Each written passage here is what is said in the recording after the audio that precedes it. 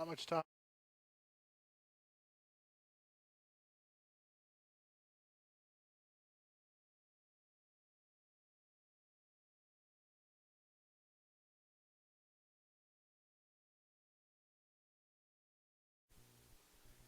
The 2020 season has been a historic year for the resurgent TMP-Marian Monarch football program, and tonight they will try and do something they haven't done in nearly 2 decades. That's pick up a playoff victory. Hello, everybody, and welcome inside Lewis Field Stadium, where the TMP-Marian Monarchs play host to the Beloit Trojans in the first round of the 2A state playoffs. I'm Jonathan Swigert, along with our studio producer and engineer Rachel Fox, back at the KHAZ studios, and our Hayes post producer and engineer Harrison Brent with me at Lewis Field. 3 weeks ago, the Monarchs claimed their first playoff appearance since 2002, and then last week they clinched a district title and a first-round home game of the playoffs for the first time since that same year in 2002. It's also the last time that the Monarchs have earned a playoff win.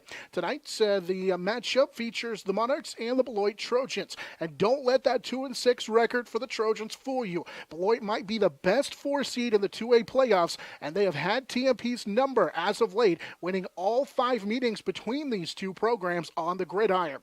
Tonight's winner advances to a matchup between the winner of Phillipsburg and Lakin next week in the second round of the Class 2A playoffs. Tonight, on a beautiful Friday night for high school football, it's the Monarchs and the Trojans from Lewis Field Stadium in Hayes. We're going to take a quick timeout. When we come back, we'll get a chance to break down the Trojans as part of our opponent breakdown on the Monarch Sports Network. It's powered by Herman Physical Therapy.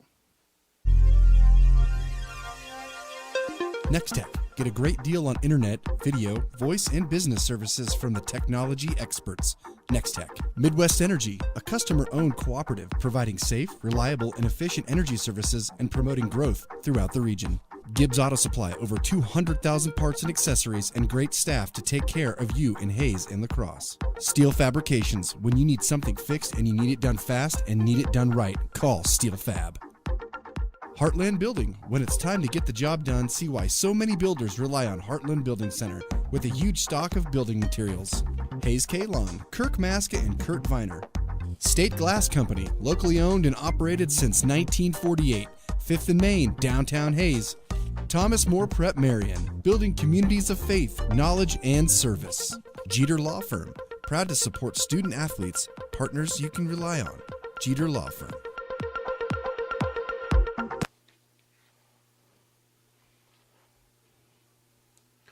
Welcome back inside Lewis Field Stadium, where the TMP-Marian Monarchs get set to take on the Beloit Trojans in the first round of the Class 2A playoffs. Our pregame show is a presentation of Hertz Rent-A-Car, serving you from 609 East 8th Street with clean, high-quality vehicles that have many options. If you need more room for a family vacation or maybe a car that gets excellent gas mileage for your next business trip, give them a call at 785-623-4116 for your reservation. Let's go ahead now and take a look at the Beloit Trojans on our opponent breakdown.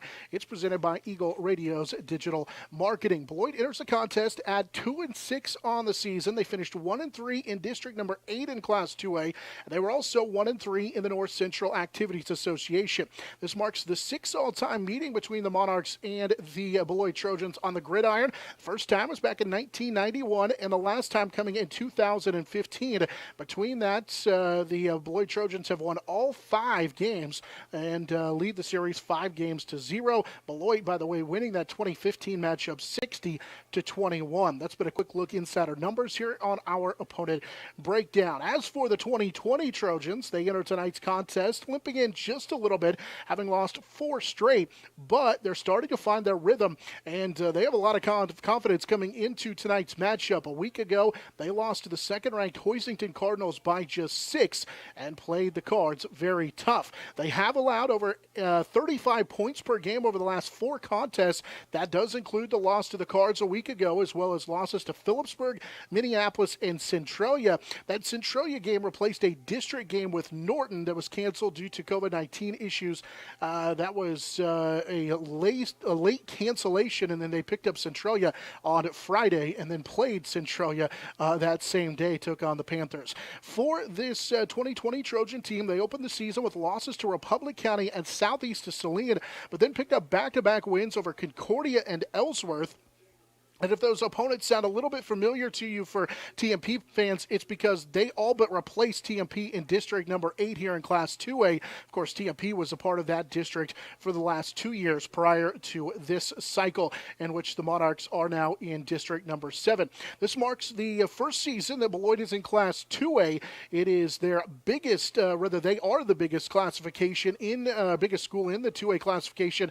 They've spent the last several years. In fact, you have to go all the way back to the 1980s since the last time they were 2A, and in fact there was a stretch in there in the 90s where they were as big as Class 4A. They are the biggest 2A class here in football this year. Of course, TMP and also several of the teams that the Beloit Trojans played this year, including Beloit, are 3A in every other classification and every other sport. The Trojans have had a successful run over the last decade or more. Their first losing season is this year. The last time they had a losing season was all the way back in 2004, so you got to go back a ways for that. You can attribute almost all of their struggles this year to the graduation of 12 seniors from a year ago, which was 99% of their rush offense from last season. They also graduated their starting quarterback from a team that went 7-4. Their loss in the playoffs came at the hands of the Andale team there, the 3A champion Andale, in the third round of the playoffs. This year's Trojan team, led by a sophomore running back in Vincent Barrett, who's rushed for 900 yards so far this season, and junior quarterback Owen Eilert, who has 540 yards through the air. That's been a look at the Beloit Trojans as part of our opponent breakdown. It's brought to you by Eagle Radio's digital marketing. Is your business ready to advertise on Facebook, Google, or any of the other popular places online, but you just don't know where to start? Give Eagle Radio a call at 301-2211. Let's just step aside for a quick timeout. When we come back, we'll change gears a little bit as we'll take a look around the Mid-Continent League as we continue on to count down to kickoff here between the Trojans and the Monarchs on our Herman Physical Therapy Monarchs Sports Network on 99.5 KZ Country and at HaysPost.com. Contact Shelter Insurance Agent Dustin Shoemaker in Northridge Plaza, Hayes. High Plains Roofing, Western and Central Kansas's premier roofing contractor, the professionals, High Plains Roofing of Hayes. Discount siding, new siding, energy-efficient windows and doors, vinyl fencing, and other exterior home products. Improve the beauty and energy efficiency of your home. Click on discountsiding.net. Edward Jones, providing a reasoned and disciplined approach to investing, making sense of investing. Paul Wurtenberger Construction, building Northwest Kansas's dreams since 1983. Master Cleaners, dry cleaning, laundry, alterations, tux rentals, and much more. They have numerous pickup locations throughout Western Kansas to serve you. Field Abstract and Title. Take pride in your athletic, academic, and artistic achievements.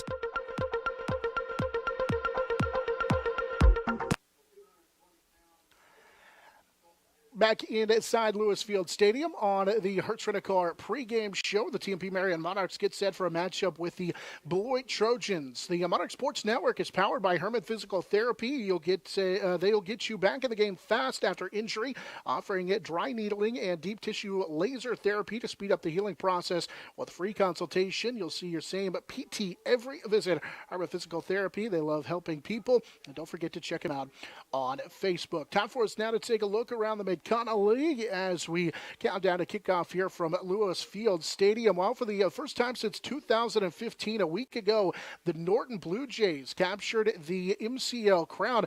Norton has won 5 MCL titles since 2010, but hadn't done it since 2015, and they clinched that MCL title with a 33-28 win over Phillipsburg a week ago, and it's a 4-0 record in the MCL gives them the MCL title, but for Norton, it's kind of probably a little bit of a sour taste in their mouth, the fact that they win the MCL but fail to make the playoffs in this 2A District number 8, as they will take on the Syracuse Bulldogs this evening in their matchup here, unfortunately, as they failed to make the playoffs in Class 2A. Of course, Smith Center and TMP finishing both 3-1 in the MCL means they finish in a tie for second. Smith Center gets a bye in the first round of the 1A playoffs. They'll get a home game next week week as the Smith Center Redmen, of course, finishing the year with that stellar 7-1 record, finished 6-0 in their district. And as I mentioned, 3-0 in the Mid-Continent League gets them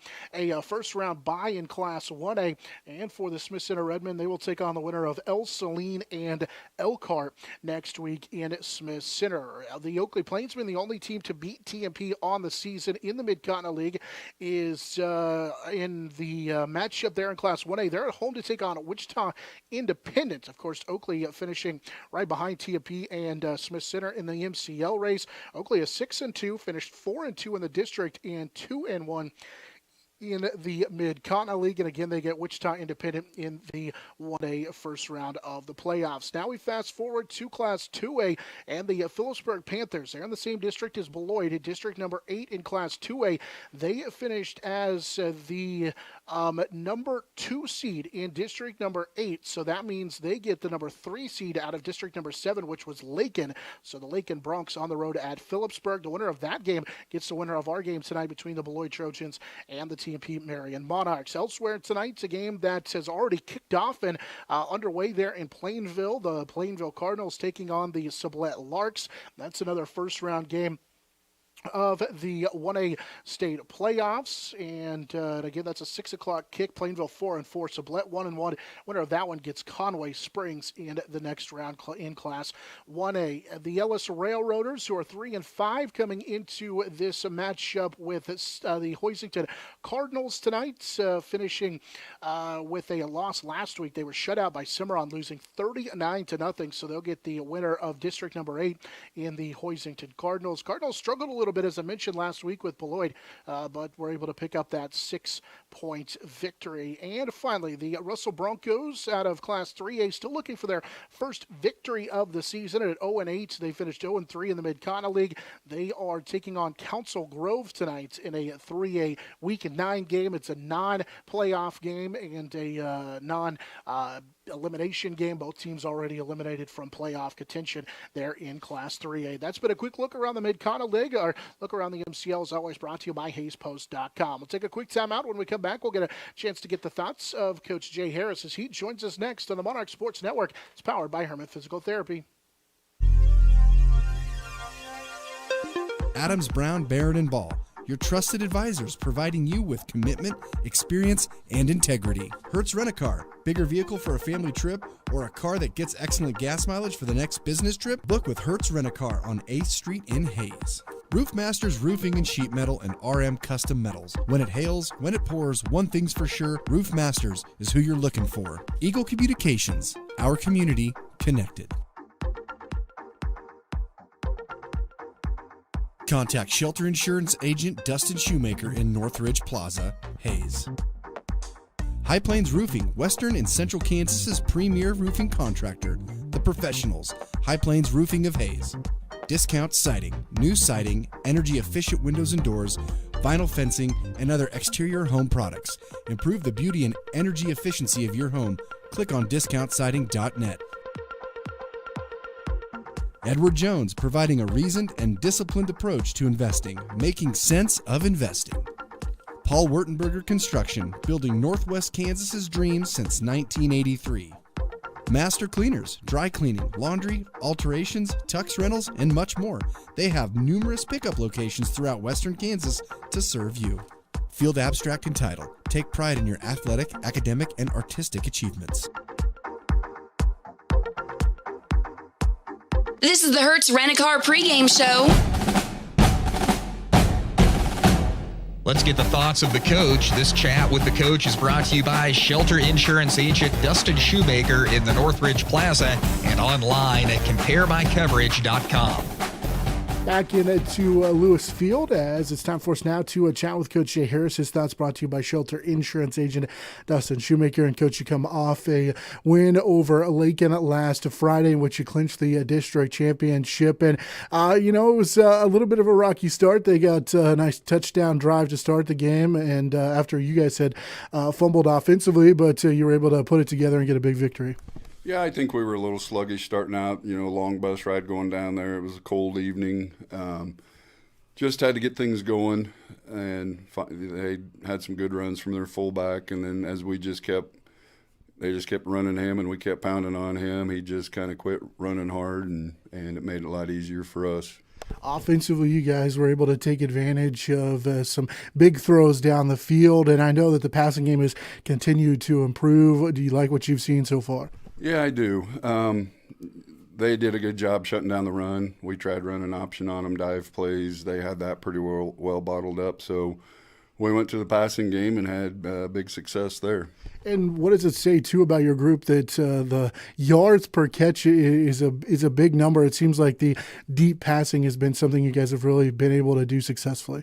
And, the deep pass was there, and then even just the guys, Andrew Schwartz catching one, and then, yards after catch was big. So, it's not really necessarily hitting the deep ball, but hitting a good route and then letting them go to work. Yeah, talk about Andrew gets a couple of catches for the first time this year, and he turns them into touchdowns. Mark Rack had 2 big plays down the field. Bryce Sebb had first catch in a long time.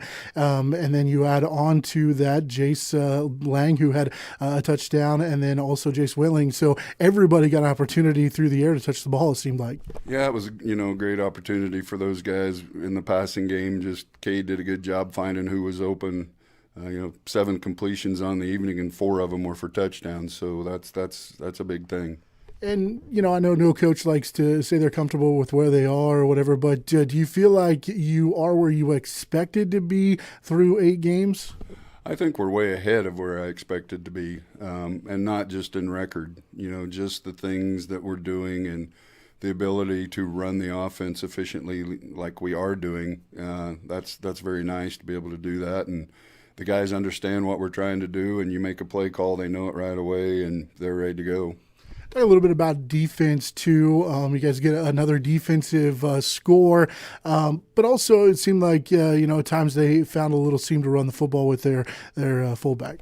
Yeah, they were able to get us early on that, and then even a little later a couple times. But, for the most part, we've kind of had that motto all year, the bend but don't break, and early, we didn't do that, but later on in the game, we were able to do that.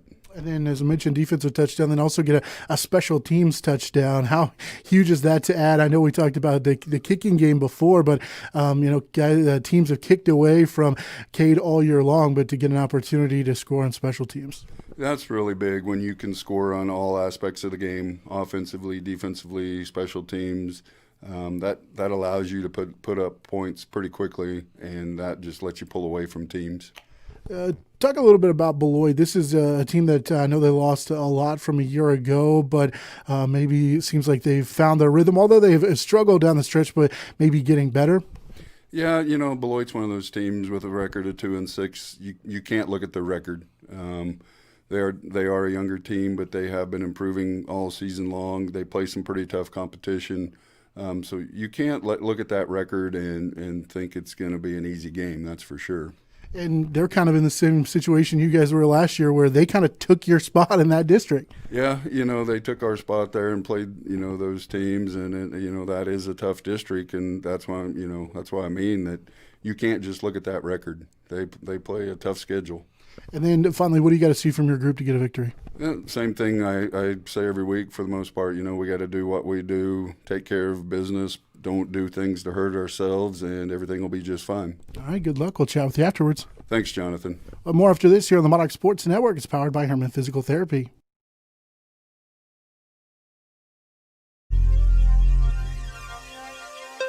Adams, Brown, Barrett, and Ball, your trusted advisors providing you with commitment, experience, and integrity. Hertz Rent-A-Car, bigger vehicle for a family trip or a car that gets excellent gas mileage for the next business trip? Book with Hertz Rent-A-Car on 8th Street in Hayes.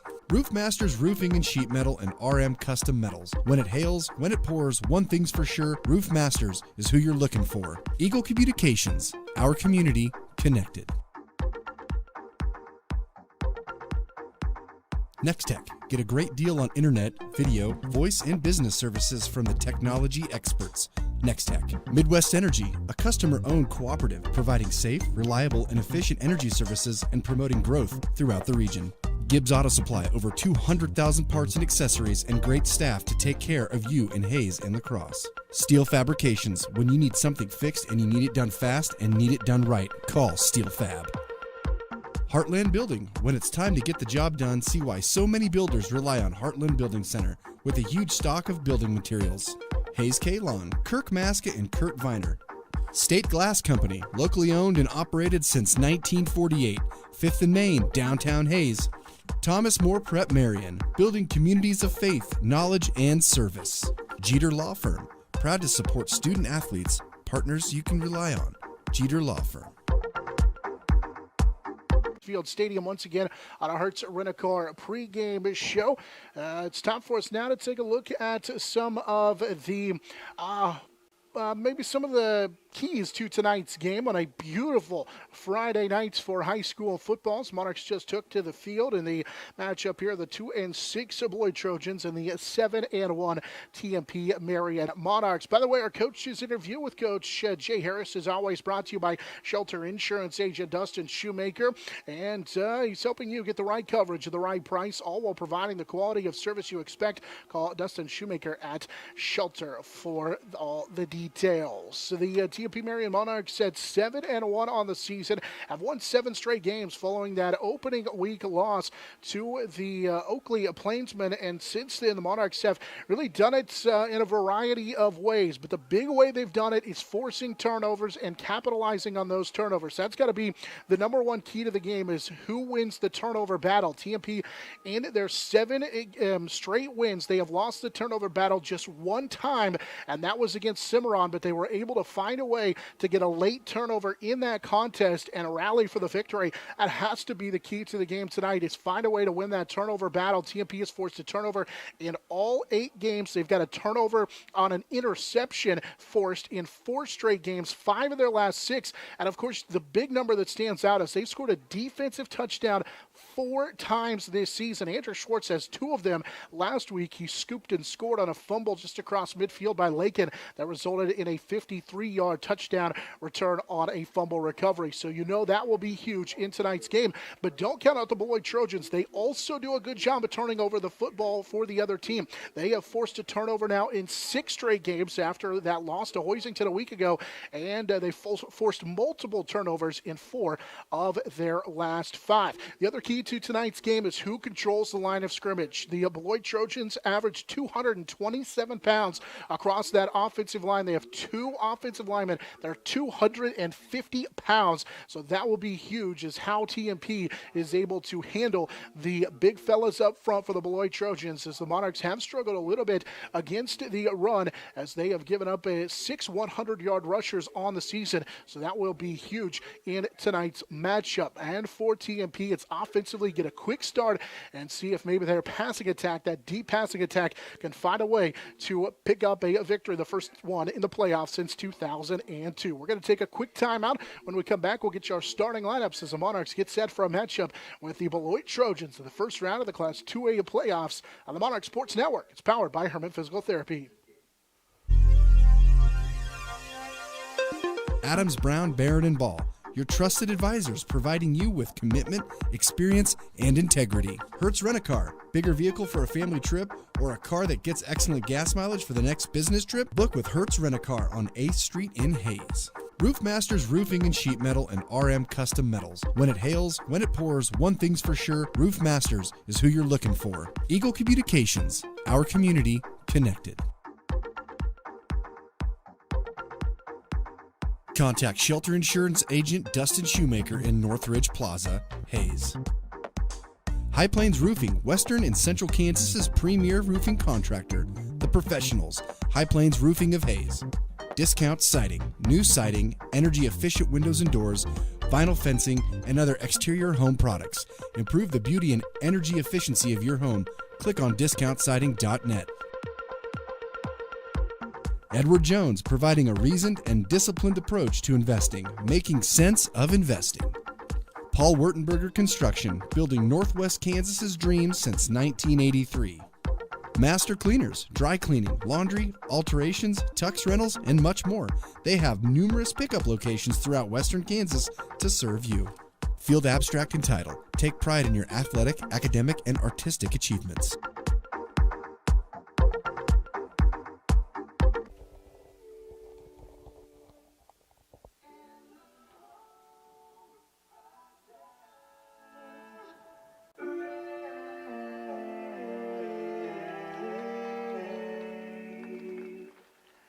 welcome you back into Lewis Field Stadium on the final high school football game of October for the TMP-Marian Monarchs here at Lewis Field Stadium on what has turned out to be an absolutely beautiful night for football here at Lewis Field Stadium. It is time for us now to get a look at the starting lineups. We go first for the Beloit Trojans, who will be in those home white uniforms with the black pants. Their offensive line looks like this. Wesley Adolph, the 200-pound sophomore left tackle. He's joined on the left side by the guard Cameron Conkle, the 230-pound junior.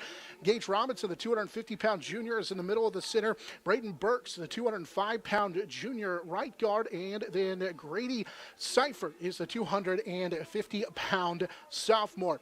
Backs and receivers, Bryson Corbett, the 205-pound senior. Hunter Prohaska, 185-pound senior, and then Vincent Barrett, their leading rusher, the 175-pound sophomore. Anthony Hinkie, the 190-pound senior, and the tight end is Brennan Walker, the 200-pound junior. Their quarterback is Owen Eilert, the 170-pound junior. That's a look at the starting lineups for the Beloit Trojans. Of course, the Monarchs will go with that same starting lineup of Garrett Pfeiffer, Jacob Sack, Michael Hale, Colton Higgins, and Matthew Hess across the front line. Backs and receivers, Jace Whitling, Jace Lang, Lance Lang, Bryce Seib, Mark Rack, and the quarterback, Cade Harris, the sophomore. That's a look at our starters. We're back with kickoff after this on the Monarch Sports Network. It's powered by Herman Physical Therapy.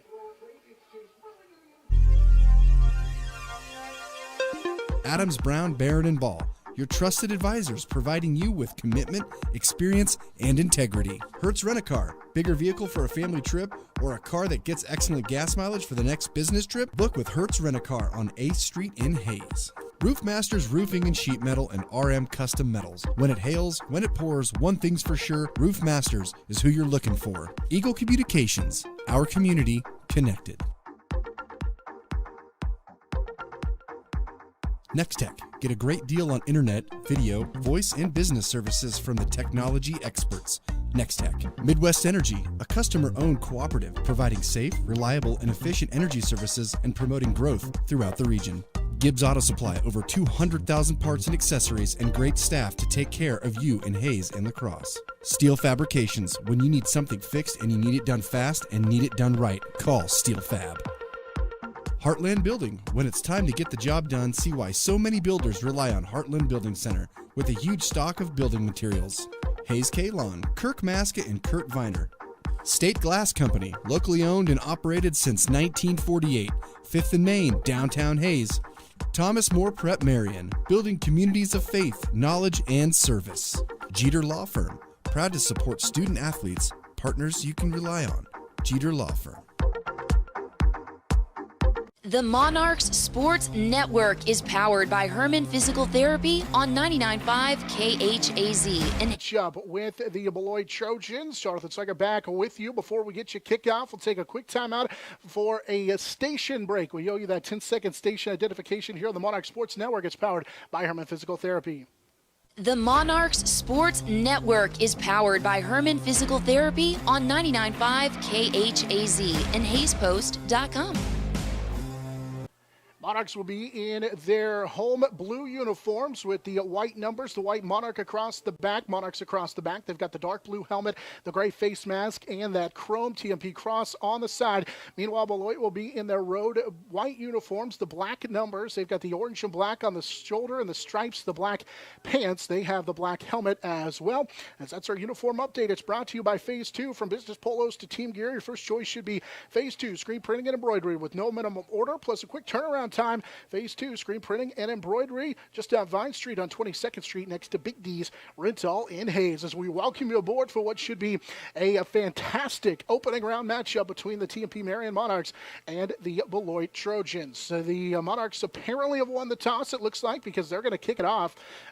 So Beloit will open this football game receiving the football. They'll go from our right, make it our left to our right, and from the north to the south here at Lewis Field Stadium. Beloit is 2-6 on the season. They have finished as the 1-3 record there in district number 2 or district number 8 in Class 2A. They were the 4 seed in that district. Monarchs with Jake Swintling teed up and ready to go on again what has turned out to be an absolutely beautiful night for high school football. That's Nice harvest Kansas moon was up in the sky earlier, still up there as well. As kickoff from Whitling is going to be a low line drive kick, hops over a defender or a return man, and then will be picked up right around the 15-yard line and brought right back up the middle to the 25-yard line by Tristan Thompson. The return man, as he is tripped up by TMP's Bryce Seib. Down there helping out on special teams as well was a sophomore Hunter Flax, and it will be the Beloit Trojans led by their junior quarterback Owen Eilert to start out this football game, as he will take over from the Beloit 26-yard line to open up this football game. Beloit led by their fourth-year head coach, Brad Gober. They'll go to the double wing, or it's the wing to the right side, plus they put a fullback on that side, and they'll hand it off, running off that right side, and not a lot of running room to about the 27-28-yard line as they go for Barrett. The sophomore tailback at 900 yards on the season gets tripped up by Seib after a gain of 2. You expect to see a lot of the tailback, Benson Barrett, the sophomore, rushed last week for 17 times for 54 yards against Hoisington, but he does have 3 100-yard games, rushing games on the season, as they pick up maybe a yard and a half, call it 2, as they work here on an underneath handoff. This is Anthony Hinkie, the sophomore, who gets up into it. He tried to leap over Cade Harris, who makes him go for a little bit of a tumble head over heels, and it will bring up a third down now and about 4. He picks up a couple on that carry. Hinkie, the other tailback, the 190-pound senior, and now the first third down of the contest facing this Beloit Trojan team. Trojans come in averaging more than 22 points per contest and face a third down and 4 on their very first possession, as they've been able to get it to the Beloit 32-yard line. Eilert will work out of the pistol formation, hand it for Barrett. Barrett trying to run left side, and he gets stacked up close to the line of scrimmage, and I think he will get there running off of that left side, as Harris was able to stack him up and pull him back. So was Lance Lang, and it will be enough for a first down. They needed a good gain of 5 on the play, and they get it, as they will pick it up to across the TMP 35 up to the TMP 37-yard line. So it is a gain of 5 for Barrett and a first down, as they'll move the chains, converting on third down. Barrett, the sophomore, at 5'10", 175 pounds, comes in with 900 rushing yards on the season, did not carry the football as a freshman a year ago. Running off the left side now, again with a block from Hinkie. Benson Barrett is going to get a good gain across the 40 up to about the 43-yard line for a gain of 6 on the play. This is a Beloit team that came in averaging just shy of 300 rushing yards per contest, and they do almost the entire of it comes on the ground at 205 yards per contest. So that will be something TMP will have to guard against after a gain of 6 on first down. It's second down and 4. TMP has struggled a little bit against the run this season, giving up more than 200 or close to 200 yards per game. They give up 207 against Lakin a week ago. Monarchs show blitz, and now Harris, the safety, with 10 guys around the line of scrimmage. Here's a bad snap that will be picked up by Eilert. They set a man in motion, and Eilert just took his eyes off the football. Well, now we've got a false start penalty called before the snap. They may have called an illegal snap, maybe on the center, so it won't be a fumble. What it'll be is a 5-yard penalty, and TMP will have, course, accepted, because it goes from a third down and possibly 6 maybe to a second down and 9 after the first penalty of the contest. Eilert had set a man in motion. I'm not sure if he was distracted by the guy coming across the formation, but he took his eyes off that snap for just a moment. Again, TMP plays basically 11 guys a line of scrimmage. Cade Harris, the lone safety, stands back at about the 46 on this play. Here's a quick pitch left side, and the running back Prohaska gets tackled by Whitling at the 40-yard line. He does get across the 40-yard line just to the 40 and a half. And he picks up maybe 2. It's going to bring up a third down and long 7 on the first carry of the game for Hunter Prohaska. Prohaska, the senior, only has now 10 carries on the season. He doesn't touch it a lot, but the senior, in fact, he's only had 3 carries in a game. That's it. That's his most all season long. He has just 39 yards, now 40 yards. Here's another big third down coming up. Beloit's already converted on one. This will be 3rd down and 7 from the 40. Underneath handoff, Hinkie running right side will be stacked up at the 45. He's going to be about 3 yards shy of that line of gain as TMP was able to stretch him to that right side. And number 7, Andrew Schwartz, was hanging on for dear life at the bottom of that pile, making sure he does not get the first down. And so now the first 4th down opportunity facing the Beloit Trojans. Schwartz, of course, with that defensive scoop and score a week ago was huge for TMP on defense. It's 4th down and 2 as they get it across the 45-yard line. Sits just on the TMP side of the Beloit 45-yard line. They need to get 2 full yards to get that first down. As Eilert on 4th down, take a look. They have a wingback flex to the right plus a fullback that way. They're going to run it that way, and he's going to get a first down. As Barrett submarined enough for a first down, Jace Lang will make the tackle. Cade Harris in on there as well. They'll spot him to the 48-yard line. He picked up 3, and that's what makes it so hard as the Beloit Trojans get their second first down of this drive as they were able to get it to the 49-yard line. That's what makes it so hard against the Beloit because you've got a 4th down and 2.5, a 4th and long 2, and you feel like defensively you got a chance to stack him up and maybe get a stop, but come up short defensively. And now a new set of downs for the Trojans as they will have the 7th play of the drive already. Eilert is going to run the read option. Now the lefty looking to throw the football down the field for Hinkie. He underthrew it, and Hinkie will go up and get it anyway as he outran Harris on the little go route to the 24-yard line. That'll be enough for a first down as they pick up 25 yards on the first pass play. So Eilert, who doesn't throw it a lot, was able to convert that to Hinkie, who will haul it in for 25 and a first down. Hinkie is the flex back in the set most of the time for the Beloit Trojans, and that time Harris was running step for step with him, but that ball was underthrown just a little bit, and that forced the defender off the spot just a little bit. Again, Hinkie's the flex back to the right. They put a fullback, Prohaska, right in behind the guard on that right side. Here's Hinkie on a reverse handoff left side, and he'll be stacked up right around the 20-yard line as he will pick up 3. Brought down by Lance Lang. Lang a week ago had 12 tackles and a tackle for loss against Lakin from his defensive safety position. Over 100 career tackles now for the junior Lang. It's a big part of that defense. Cade Harris and Jace Lang each had double-digit tackles a week ago against the Lakin Bronx. 6:05 to go, first quarter. It's been all Beloit so far with the football as they are driving down the field. They've got it to the TMP 20-yard line as they work on a second down here in long 6. They'll hand it right side and blown up hard. It's burnt in the backfield as it's Barrett who was hit hard. Jace Lang met him in the hole, and that was a hard hit from Lang off of that right side. And Barrett gets back to the line of scrimmage, and that's it. Maybe lost about a half yard.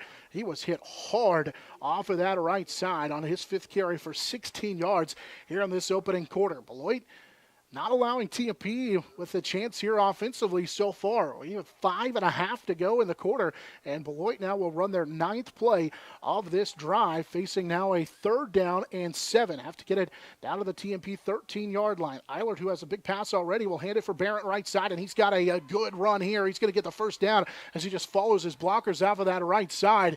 And the big right, he's the left guard, but he was pulling to the right. Cameron Conkle paving a way for Barrett to get all the way down to the 10-yard line. It's a gain of 10, and they'll move the chains again. Expect to see a lot of the running back, the sophomore Vincent Barrett. It's pronounced Barrett, the sophomore, averaging over 5 yards per carry. Had a season-high 30 carries and 260 yards against Minneapolis 2 weeks ago. You expect maybe those kind of numbers from him tonight, at least the 30 carries. Here's Hinkie. He'll get the carry right side. Hinkie slips through the initial tackle, but will be spotted at the 9-yard line off of that left side of the offensive line. Again, Lance Lang comes up to make the tackle. Just shy of the 8-yard line as Hinkie was at the tailback position that time and picks up a yard. Again, 200, 230, 250, 205, and 250 up from Beloit. They averaged 227 yards, or 227 pounds across that front line. So you knew that this would be a tough test for the Monarch defense. Here's another second down and goal. Eilert will work out of the shotgun. Hands it for Hinkie. Cuts off to the left side. He'll dive for the end zone, and he's in for the Beloit touchdown. Hinkie was able to get that touchdown as he ran off of that left side and will get to the end zone for a 6-0 lead for the Beloit Trojans. And it comes to the 4-minute mark here in this opening quarter. And you kind of knew that they were going to try and keep it away from TMP. And this will be a 9-yard touchdown run officially. And now Beloit leads 6-0 as they put together a touchdown drive here on their opening play. And they'll line up and get ready to go for 2 here.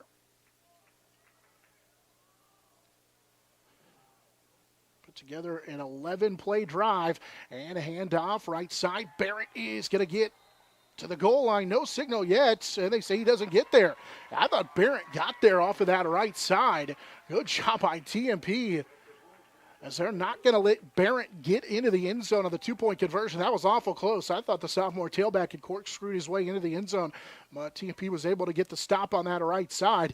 And the Beloit Trojans will lead 6-0 thanks to the touchdown run from 9 yards out for Anthony Hinkie. Hinkie's the other running back, the senior. Scores his 10th rushing touchdown of the season. He has over 600 yards rushing on the season. Again, almost all of their rushing attack from a year ago, 99+%, graduated with a very good senior class that finished 7-4 a year ago, losing in the third round of the 3A playoffs to Andale, the eventual 3A champions. They also graduated their starting quarterback, so it took them a little bit to get things figured out, and Coach Harris talked about in the pregame show. This is a scary Beloit team. Their record at 2-6 doesn't really show how good this team can be, and when you could keep the football away from TMP on an 8-minute drive to open the game, you got a chance on any day to knock off any team as they put together that 11-play drive, and it covers 8 minutes and results in the touchdown, as they will lead 6-0. Monarchs look to get their first opportunity to touch the football on offense. Bryson Corbett has it teed up. He'll kick it from our left to our right. It's a line drive squib kick that'll go through the hands of a TMP-Marian Monarch. It's open, or rather it's still live on the field, but luckily for TMP, the sure-handed Cade Harris was able to get to it just across the 25-yard line. It'll be at the 26. Cade bobbled it over there too. It kind of corkscrewed around and then spun on its top that it went through the hands of a blocker for TMP and then spun.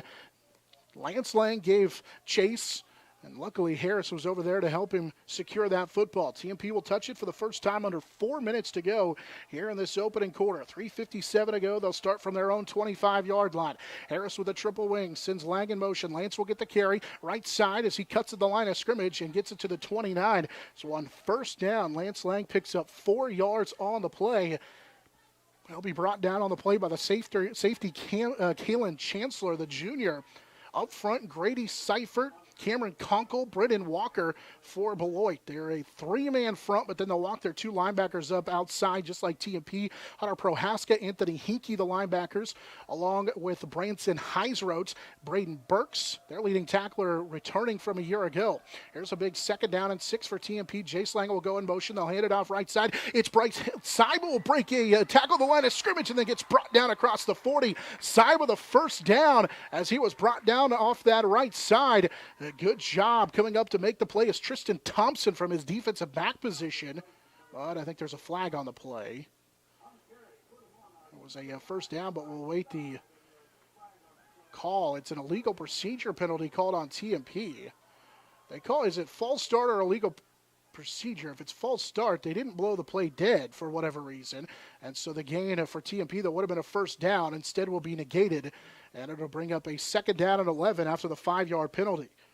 Seibel stopped at the line of scrimmage off of that right side. It looked like he was going to be wrapped up, but he is just patient enough that he was able to break it free. Thompson, the senior reserve defensive back, is in there on that right side, so he'll get the start in place of Asa Carr. Carr's been dealing with an injury all season long for Beloit. We'll get to the rest of those Beloit starters here in a moment. It's a 2nd down and 11 play. Motion man, TMP's going to run the option. It's Harris. Cade makes a man miss at the 30. Cade is able to stay on his feet across the 35, and he's got a first down to the 40-yard line. Harris, on his first carry of the contest, picks up 15 yards, and it's a first down for TMP as they'll move the chains to the 40-yard line. Good patient running for Harris off of that left side of the option. Made a couple of men miss and broke through a tackle. I mentioned Chancellor already. Jackson Rexroth is their other defensive back in the secondary, and I mentioned Tristan Thompson, the senior, getting the start for Asa Carr.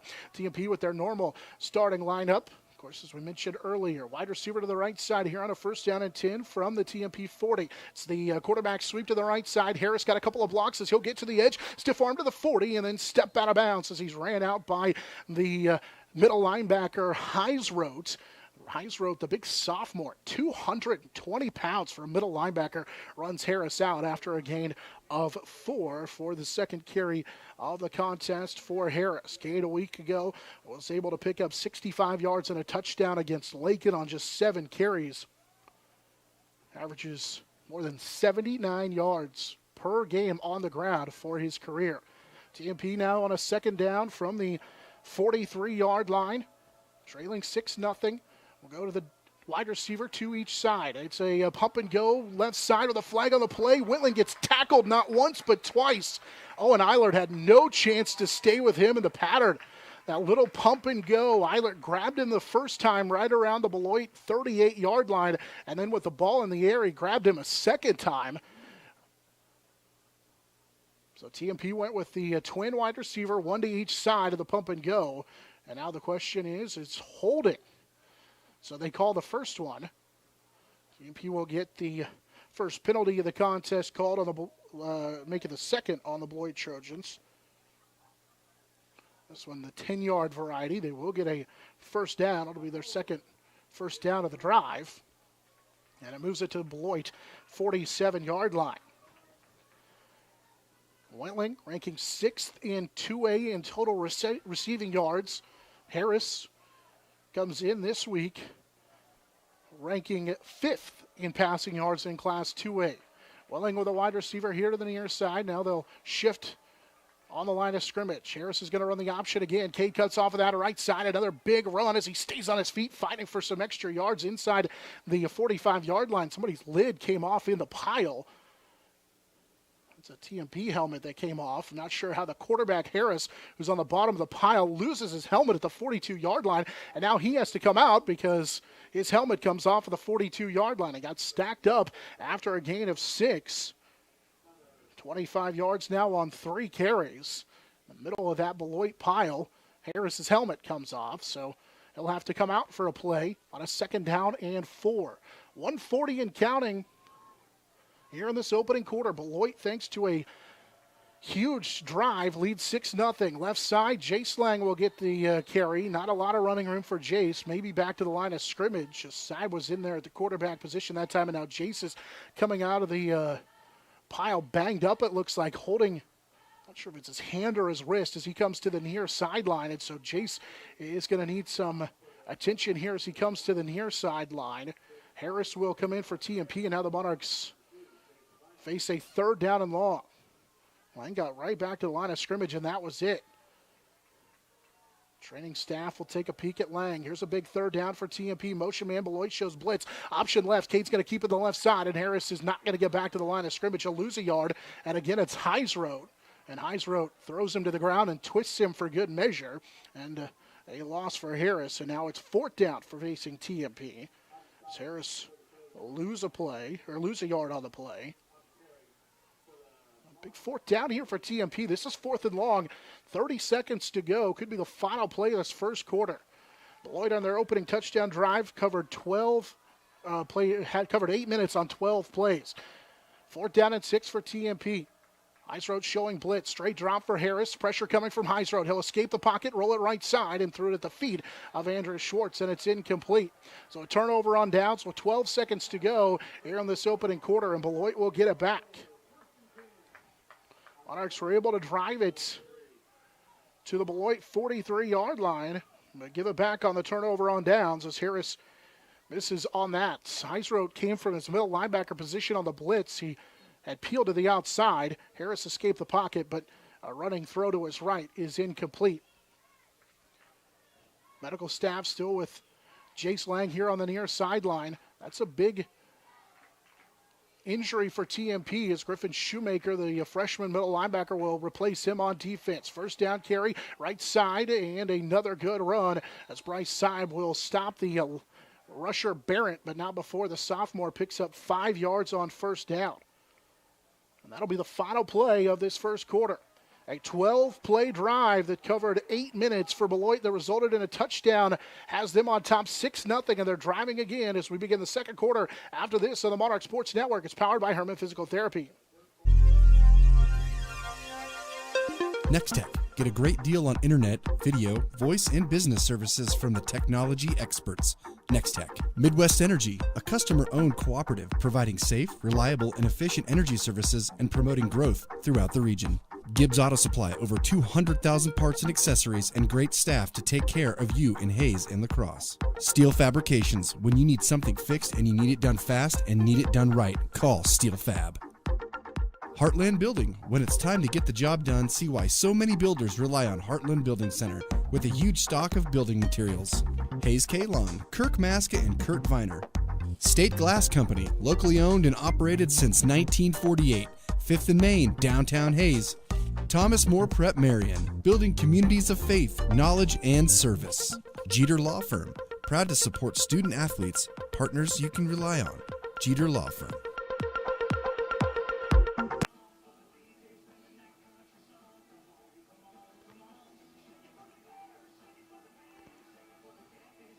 After one quarter of action, the Beloit Trojans on top of the TMP-Marian Monarchs 6-0. Monarch Athletics brought to you apart by Next Tech, Midwest Energy, Gibbs Auto Supply, and Steel Fabrications. Beloit at their own 47-yard line following the TMP turnover on downs, and their last carry by Barrett picked up 3 yards. They go to the full house backfield, hand it for Barrett right side, and he's got another big gain as Barrett submarines just shy of the line of gain into TMP territory.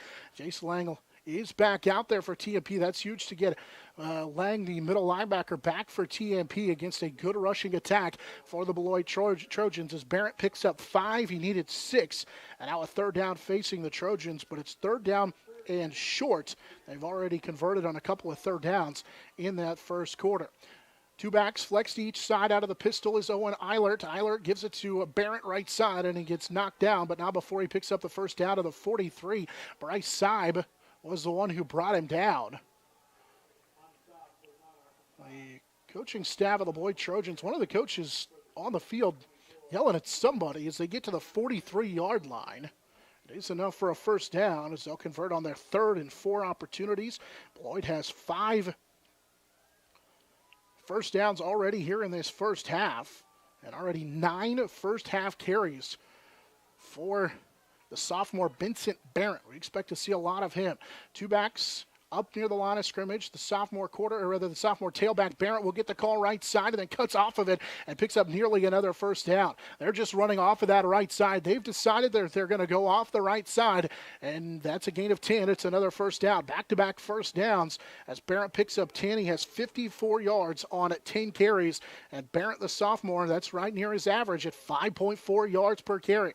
They already have it down to the TMP 31-yard line. They have decided that they're going to run it off that right side and make TMP stop them, and so far the Monarchs haven't been able to do so. As Eilert will work out of the shotgun, it's the exact same play right side, and it's the exact same result. 9 yards, almost, they'll call it 8. He was stopped shy. Bryce Seib again makes the tackle. There's nothing to what the Beloit Trojans are doing. It's the exact same play off the right side, and they pick up 7 yards, and now it's 2nd down and 3. 61 yards on 11 carries for Vincent Barrett. And the TMP crowd here on the near sideline, there is a flag, though, on the play. They called a personal foul on Beloit. It's a huge penalty. It's after the play. They were 2 yards shy, almost 3 yards shy of a first down.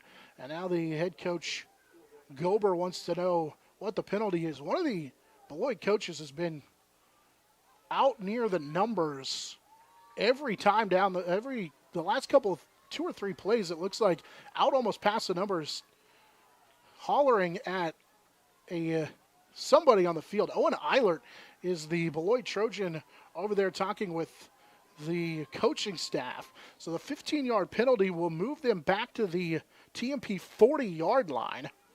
And they'll face a second down and what'll be 19 after the 15-yard penalty. It's already the third on Beloit here in the first half. They lead 6-0. They'll run it again. Same play right side. Barrett gets all the yardage back, and then a flag comes in. The gain for Barrett will be of 9 to get back to the original line of scrimmage. And then the official on the near sideline ran in and threw the flag. And they call a face mask on TMP. So Barrett will get 9 for 70 yards on 12 carries. And then they'll get the 15-yard penalty on a face mask. And they'll get the first down. That'll be the second for 20 yards now on TMP. And Beloit is going to get a first down. It'll be their 7th of the contest. And it puts them all the way down to the TMP 16-yard line. Beloit has ran the exact same play every time down the field this right side. It's a right power move, and here it comes again. It's Barrett. He'll go right up the middle, and Barrett submarines forward. He kind of fought for a couple extra yards and was able to fall forward for a gain of about 9. TMP's Jace Whitling makes the tackle. Barrett needs some help up that time after he picks up 6 on the play. They have really targeted that right side. There's a second down play from just outside the 10-yard line. So you get it to the TMP 11. With 9:35 and counting, Beloit leading 6-0 here in the opening quarter. They go to the pistol formation, and it's an underneath handoff to Hinkie across the formation, and Hinkie will get him a first down inside the 5. They hand it to the tailback. The tailback then hands it to the man across the formation, and Hinkie gets him down to the 3 on a gain of 8. Whitling will make the tackle, but not before they get another first down, and now it's first down and goal with 9:20 and counting. Beloit already in this first quarter leading TMP 6-0, and they have controlled the game so far. That was one of the keys to the game. You have to control the line of scrimmage because Beloit doesn't care what you're going to do. They're going to run it right down your throat each and every time. Here's Eilert with it as he'll work out of the pistol. It's Barrett, right side. Barrett hesitates, and he'll try and get to the goal line. There it is. Touchdown for Beloit. Barrett just didn't quit, kept running, and was able to fight through a Harris tackle. And Beloit now leads 12-0 with 9 minutes to go. Here in this second quarter, it's Vincent Barrett who will get the touchdown. This one from 3 yards out. Now a chance here to go up by 14 as they will line up and go for 2. Eilert's the sophomore quarterback. He'll work out of the pistol with Barrett behind him. Leading 12-0. They'll fake the handoff. The lefty Eilert will throw it, and Prohaska can't haul it into the left side. Tried to slip the fullback Prohaska out there. Andrew Schwartz was in coverage on the 2-point conversion. But Beloit still gets the touchdown, and they lead 12-0. And it's because of their running attack. It has dominated the first half so far against TMP as they are on top now 12-0. And thanks in large part to Benson Barrett, who has 76 yards on actually make it 79 yards on 14 carries. Anthony Hinkie, who has a 9-yard touchdown here in the first half, has 20 yards on 4 carries. They do have a 25-yard pass on a play action, but so far a 12-play touchdown drive that started the ball game, and an 8-play touchdown drive. The difference in the contest so far, TMP has had 1 offensive possession, and we have 9 minutes to play in this first half as TMP was forced into a turnover on downs after picking up a couple of first downs on their first offensive possession. Against this Beloit Trojan team, though, you have to find a way to stay on the field because Beloit will just pound it right at you and not let you breathe. Again, they come in and running it at a clip of 190-plus yards a game.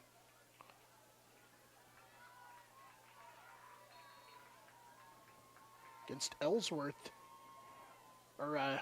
Here's a little squib kick to the right side, and Beloit has a chance to get the onside kick, and they do.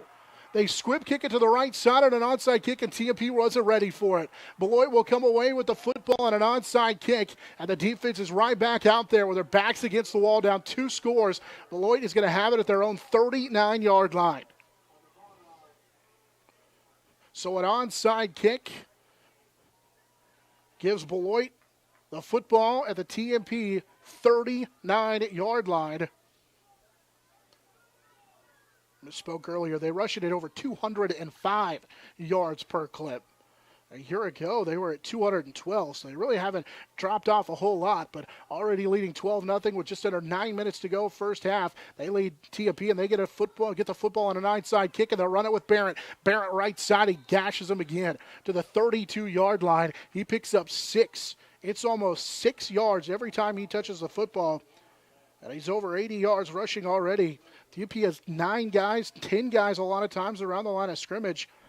But it doesn't seem to matter so far as they'll get to the TMP at 33-yard line. Got to find a way to get them off the football field. Monarchs in that 3-down lineman look, and then they walk 2 linebackers up, and now everybody is around the line of scrimmage. Here's a reverse handoff left side, and here's a big run for Hinkie. He'll get to the 25, stiff arm to the 20, and be brought down by Anthony Schwartz. It's a gain, or Andrew Schwartz, rather. Anthony Hinkie picks up 12, and they'll move the chains again on the 9th first down of this first half for the Beloit Trojans. 32 yards on 5 carries for Hinkie, 85 yards on 15 carries for Benson Barrett. With 8:05 and counting in this first half, Beloit already with their 3rd offensive possession. TMP has had it 1 time on offense here in the first half, and they're down 12-0. Well, flex 2 backs ahead of the quarterback of the shotgun. He works out of the pistol and hands it for Barrett. Left side, Barrett has got another good run inside the 15, slips a tackle, gets to the 10, and gets driven back by Jace Wentling. But now before Benson Barrett gets another big gain to the 9, he'll pick up 11 yards, and that is enough for a first down, as it'll be first down and goal from the 9. Benson Barrett, 96 yards on 16 carries. We still have 7:42 to play here in this first half. Monarchs up front with Higgins, Walker, and Hale. The linebackers of Hess, Ginther, walk up around the line of scrimmage. It's first down and goal. Eilert will hand it right side. This time Barrett is hit, and Hale makes a huge play. And big help from Kenton Ginther on that left side as well. It's a loss back to the 11, just shy of the 11-yard line. That's a huge play defensively, as Barrett will give a yard back. Hale with just an individual play there. The sophomore, his 4th tackle for loss on the year. Going to have a lot more of that up front. Monarchs bring Marcus Legree, the 300-pound senior, as one of the defensive linemen in up front. So TMP goes with 4 down linemen and some beef up there. Here's an underneath handoff for Hinkie, left side, hit at the line of scrimmage, makes one man miss, and then gets blown up back to the 14. TMP's going to have to find a way to do that more. Side with the help of Hess drives him back. It's Anthony Hinkie back to the 14-yard line. He loses 4. That's a huge play on second down and goal. That'll force Beloit to think about maybe throwing the football here at a 3rd down and goal from the 14. 6:20 and counting in this opening half of football. 12-0 Beloit with the lead. They have had an onside kick a moment ago to give them 3 offensive possessions here in the first half. TMP has touched it 1 time on offense as a turnover on downs. 6:10 to go here in this first half. The crowd comes to life. They fake the underneath handoff. Eilert, pressure in his face, throwing late, and it's incomplete. Looking for the fullback, Hunter Prohaska, out of the backfield, and he overshot him. It's going to be a tough pass to try and drop it over the top. Jace Wentling in coverage. He tried to undercut the route. Lanslang, in coverage as well. And incomplete on the pass is Owen Eilert. This is the first life that TMP's defense has showed all game long, and it came because they went to a four-man front with 6:01 to go now here in this first half. We're going to get a timeout taken by the Beloit Trojans. So the Trojans thinking about it here on 4th down and goal from the 14. We get a timeout on the field. We're close to the bottom of the 7 o'clock hour. In fact, we're past it. So let's go ahead and use this opportunity to pause 10 seconds for station identification on the Monarch Sports Network. It's powered by Herman Physical Therapy. The Monarchs Sports Network is powered by Herman Physical Therapy on 99.5 KHAZ and HaysPost.com. Hayes Kalon scoreboard update sees the Plainville Cardinals rolling over the Sublette Larks 42-0. Of course, they started a game an hour earlier because of the trek from Sublette to Plainville. And so far, it's been all Plainville. They lead 42-0.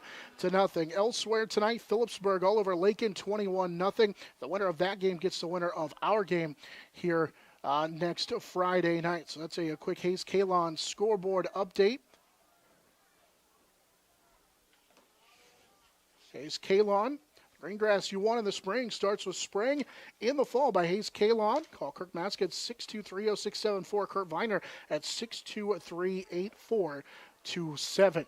6:01 to go here in this opening half. Beloit leads TMP 12-0, and they have driven all the way down to the TMP 14-yard line. They had it inside the 9 after getting an onside kick, as the TMP faithful here to the near side will come to life here on 4th down and goal from the 14. Eilert with a wide receiver split to each side. Left-handed quarterback with a straight drop, looking to throw the fade left side. It's underthrown. It's a jump ball and going up and hauling it in for a Beloit touchdown on the left side, and it's Corbett. Bryson Corbett out-jumped the TMP-Marian Monarch and just out. Basically, it was a 50-50 ball, and Corbett just goes up and hauls it in. 18-0 in favor of the Beloit Trojans on a 4th down and goal play from the 14. Bryson Corbett will haul it in as Eilert will find Corbett. And Beloit takes advantage of the onside kick. The 7th career touchdown pass for Owen Eilert. The 7th this season as well. He's 2 of 3 in the contest with that touchdown pass, and now they'll go for 2 right side and in for the 2-point conversion with ease. On a little pitch to the right side is Barrett, and TMP trailing now 20-0 with under 6 minutes to go here in this opening half of football. Beloit taking advantage of the onside kick, and they've got touchdown drives of 12 and 8 plays and 6 plays so far. They have 26 offensive plays in the first half. TMP has 6. They turn it over on downs in that opening possession for them, and it is 20-0 Beloit with under 6 minutes to play here in this first half. The offense for Beloit so far has had the right game plan. Keep it away from the TMP offense. And it's worked so far. Our game brought to you by Heartland Building Center, Hayes Kalon Discount Siding, and Shelter Insurance Agent Dustin Shoemaker. Beloit gets touchdowns of 9 yards on the ground, 3 yards, and then a 14-yard pass from Eilert to Bryson Corbett. Corbett came in with 5 touchdowns receiving on the season. Now has 6 this year. They scored at the 4-minute mark in the first quarter. TMP would go 3 and outs, or would turn it over on downs. They did get a couple of first downs, but they turned it over on downs inside Beloit territory. Beloit would then score at the 9-minute mark of the second quarter, and now at the 5:56 mark here of the quarter after an onside kick. Game plan has worked to perfection for the Trojans so far. They'll kick it deep this time, kick it away from Harris, angling it to the sideline, and it will go out of bounds. It will be a penalty, so we'll see if TMP decides to make Beloit kick it or you take the field position. And that's what the official here on the near sideline is explaining to Coach Harris with 5:56 to go here in this opening half, and TMP in a desperate need of some offensive at least continuity, find a way to get a couple of first downs and keep that Trojan offense off the field, because if you let Beloit continue to run the football, it could be over quickly. They are on an absolute roll so far, and it's the big guys up front. I mean, that's the key so far. At 227 pounds across the front, you look at Grady Seifert. His dad was a Fort Hays All-American. Braden Burks, Gage Robinson, Cameron Conkle, and Wesley Adolph. They've been the difference so far in this contest. That's what Beloit and Coach Gober want to do, is run the football. TMP will make Beloit re-kick on their fourth first-half penalty. Monarchs will send Harrison Wentling back to receive right around the 20-yard line. Bryson Corbett, who scored the touchdown, line drives this kick, and it'll be fielded by Cade Harris at the 28. Little hesitation. He's going to come to the near side and then take it right up the middle, in which he's tripped up at the 35-yard line. Maddox Waters will get credit for the tackle. They'll spot him at the 26, or at the 36, rather. And that's where TMP will have it. Their last drive started at their own 25. This one at their own 36-yard line with 5:51 to play here in the first half. Trailing 20-0 and touching it on offense for just the second time. They'll go to the spread with two wide receivers to each side. Harris, after career-high 4 touchdowns a week ago, maybe has to throw the football. Here's a little quick pitch left side as Bryce Seib gets tackled at the line of scrimmage. He kind of bobbled that pitch, had it pinned against his right thigh and had nowhere to go. And then making the tackle is Brennan Walker after Seib on his first carry picks up just a yard on the play. Walker, one of those key returners from a year ago. They do have more guys back on defense than they do on offense. Walker, the 200-pound junior, has 86 career tackles coming into today. There's a second down play as TMP gets it to their own 37-yard line. Blitz coming. Here, Cade Harris will take it to the right side. Got a Jace Lang block to the 40. Now runs through a defender and will be brought down after a nice gain. As Burks hauled him down, Harris will get to the 43. Picks up 6, and now a third down and 4 coming up for TMP. Harris running through the tackle of Rexroth. Burks, who has 94 career tackles, made the tackle to stop Harris. Here's a third down play. Third down and 3 out of the shotgun. Harris, quick pitch to the left side. Whitling will make the catch. Turns to the sideline. Spins through a defender and then gets stacked up at the 46-yard line. Burks and Walker. And every time Walker's involved in a play, he's short of the first down. Every time Walker's involved in a play, there's extra stuff.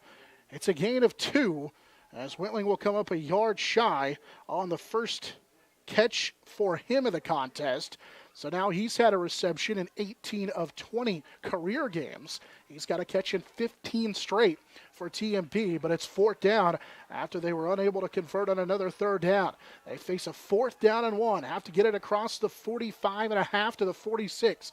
Harris with a full house backfield. Beloit showing blitz. Harris with a quarterback keeper. He took it backwards, and he's not going to get there. They tried the quarterback sneak. He got away from a defender, still on his feet, and then will begin thrown down. And then a flag comes in late. Harris had spun away as the official here to the near side throws the flag, and now the White Hat wants to talk it over. Harris was still on his feet, and they blew the play dead. And then Harris spun away and then got thrown down by the defender. It was Heisroth. And Heisroth's going to get called for the penalty as he threw Harris to the ground afterwards. That's going to be a free 15 yards for a TMP first down. Harris tried the quarterback sneak, and he knew that there was all sorts of Beloit rushers coming, and now the White Hat is going to talk to the official here on the near side. The question, I guess, is it after the play? And if it is after the play, then it's a Beloit football on the turnover on downs, and you go 15 yards back. And Beloit has the football back inside their own 45-yard line. So that's the question.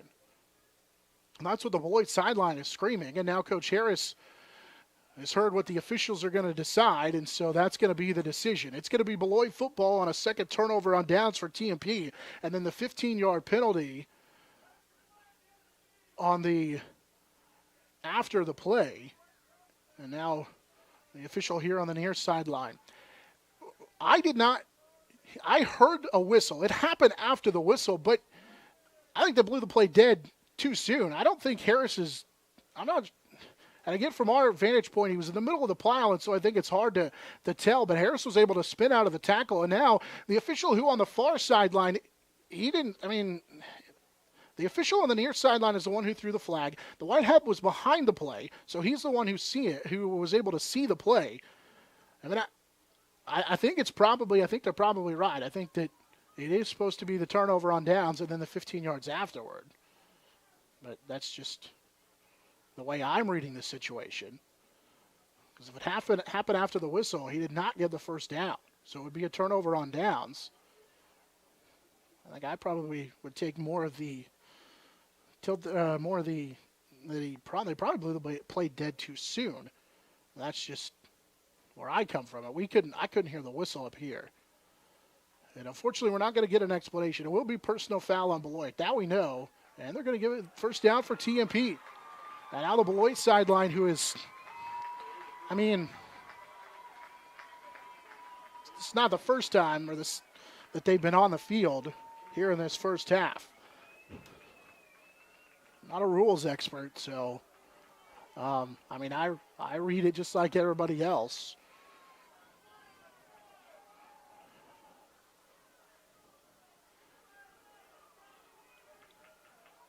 As it stands, it'll be a TMP first down. That official went and talked to the Beloit sideline again. He points TMP's direction.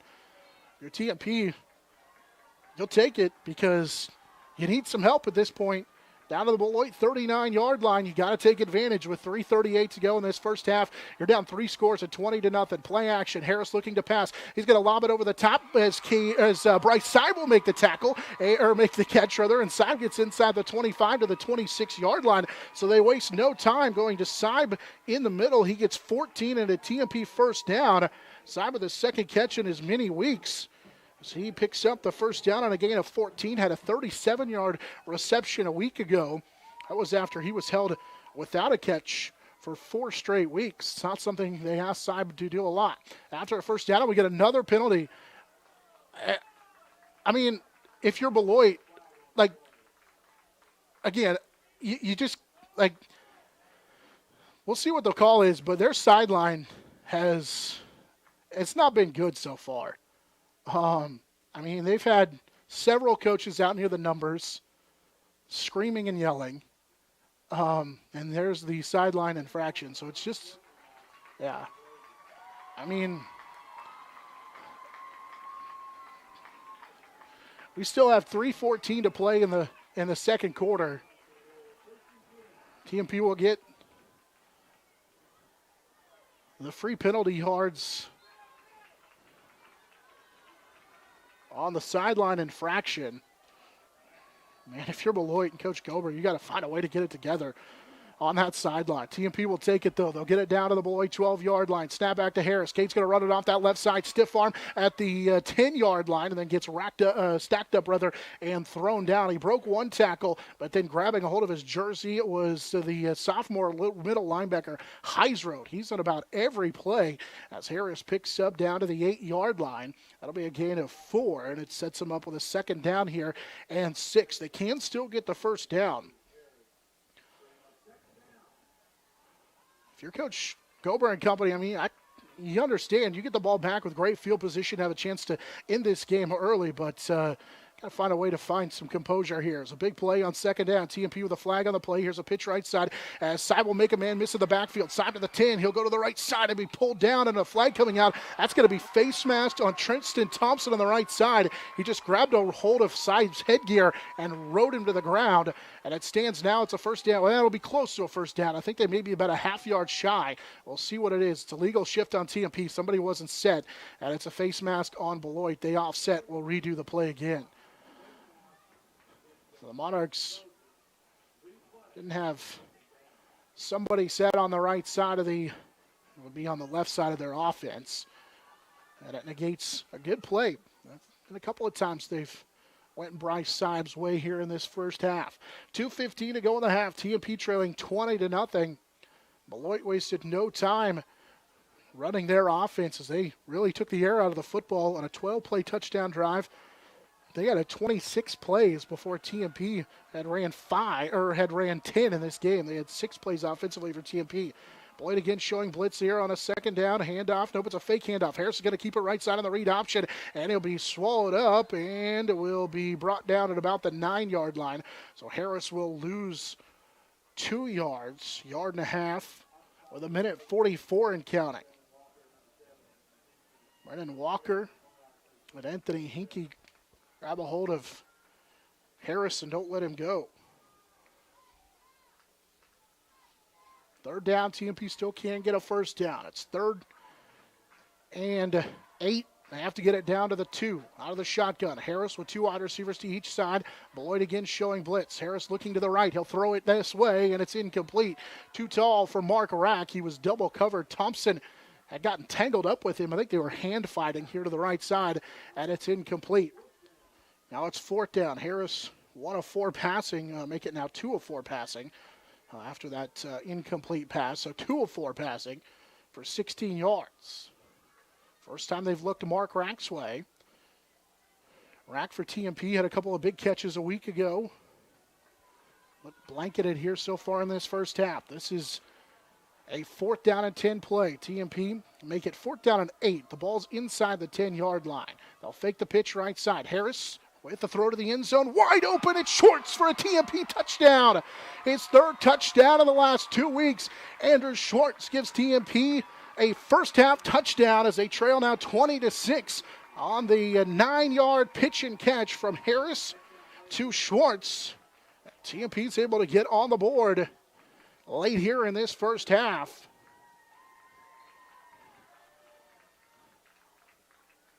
A drive kept alive by the controversial penalty to make it 20-6 on the touchdown pass. And now Wentling on to attempt the extra point out of the hold of Harris. And this is a low line drive kick that is no good. Not sure if they struggled with the placement of the football, but Wentling's line drive kick, I think it might have hit the official underneath the upright. But TMP gets on the board. Well, it looked like it was going to be a turnover on downs. Instead, it's a touchdown drive, and the Monarchs needed it.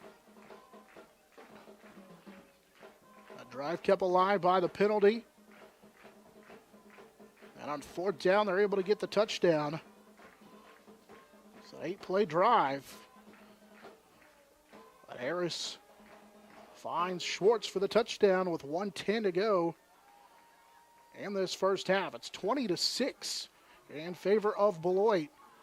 Not a lot of time left in this first half either, so short time for Beloit. We'll see what they decide to do.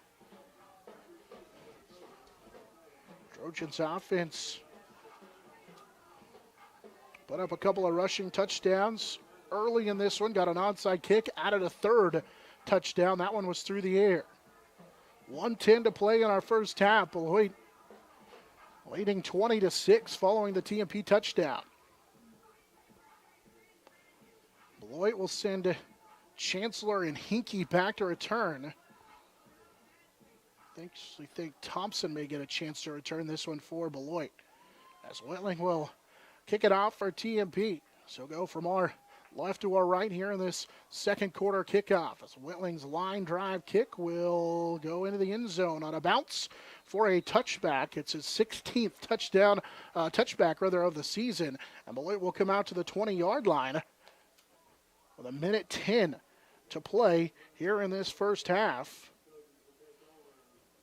Leading 20-6. They do have actually have 2 of the 3 timeouts. They took a timeout before that touchdown pass on 4th down and goal on their prior touchdown. They had found success running early. We'll see what they decide to do. They go to the pistol formation, 2 backs to the right in that flex look, and 1 next to the quarterback Eiler. They'll hand it for Barrett. Barrett gets stacked up and will be ridden down after he picks up about 4 shy of the 24-yard line. Brought down by Colton Higgins and Lance Lang, the junior.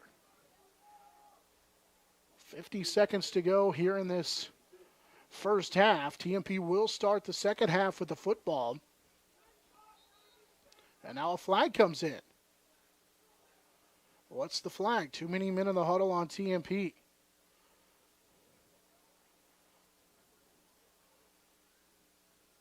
Monarchs, Jace Lang came running off late.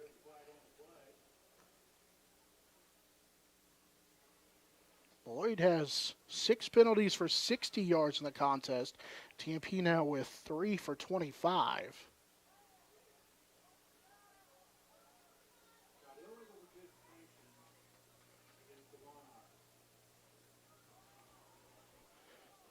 Beloit will get the first down on the penalty. That'll be their 10th of the first half. And it moves the chains to their own 37-yard line. Now they'll flex it back to the left and work out of the pistol. Here on a first down and 10. Barrett right side. Flag in on the play. Barrett will get it here to the near side. Now trying to make a man miss and hauling him down after nearly a gain of 10 was Lance Lang. But this one's going to be coming back, and it's a chop block called on the Beloit Trojans. Saw the official right in the middle of the field signal it pretty, was pretty easy to see. That he says there's a chop block in the middle. So illegal chop block, they call it on TMP.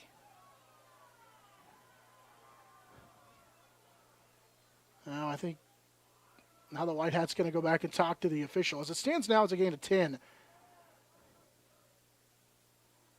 And a first down. It'd be actually almost a gain of 11 and a first down. TMP's pointing the Beloit way.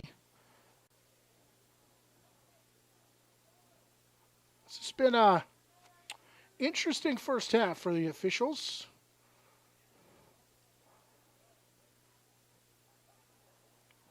They throw it in the middle of the pile, which, again, doesn't matter. But as an offensive lineman, you're not allowed to chop a guy who is engaged up top with another guy. So they're going to call a chop block on TMP. Or it's an elite. You can't. Coach Harris wants an explanation.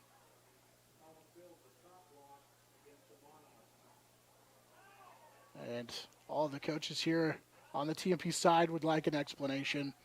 I'm not a rule expert, so I've never understood that rule. It's player safety, but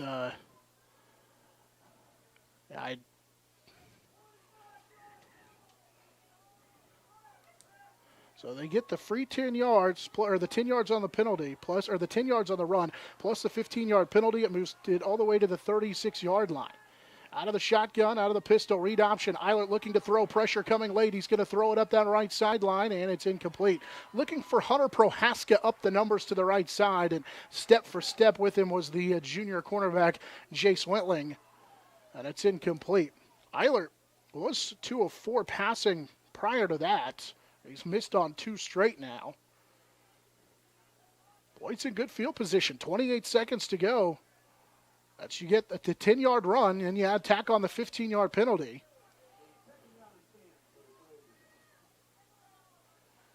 Gets them all the way to the TMP 37-yard line. Now some confusion for the Trojans after the incomplete pass. It's second down and 10, and they're going to take the timeout. This is a huge drive. If TMP has an opportunity to rally for a comeback in the second half, you have to find a way to stop Beloit on this drive. With 28 seconds to go in the first half, you cannot allow them to score. We've seen him take a shot just a moment ago. That's not Eilert's strength. Not saying he can't do it, but at 43% completion percentage on his career, it's just not something they ask the junior Eilert to do. Monarch Athletics brought to you apart by Field Abstract and Title Company, High Plains Roofing, State Glass Company, and Thomas More Prep Marian. Don't forget to stay tuned here at halftime. Got a chance to chat with Travis Grizel, talking a little bit about the upcoming Monarch production. Should be a lot of fun. That's coming up next week. So we're excited to talk about that. We'll take a look at some numbers from our first half as well, plus get you a Hayes Kalon scoreboard update. We can tell you Phillipsburg leads Lakin 27-8.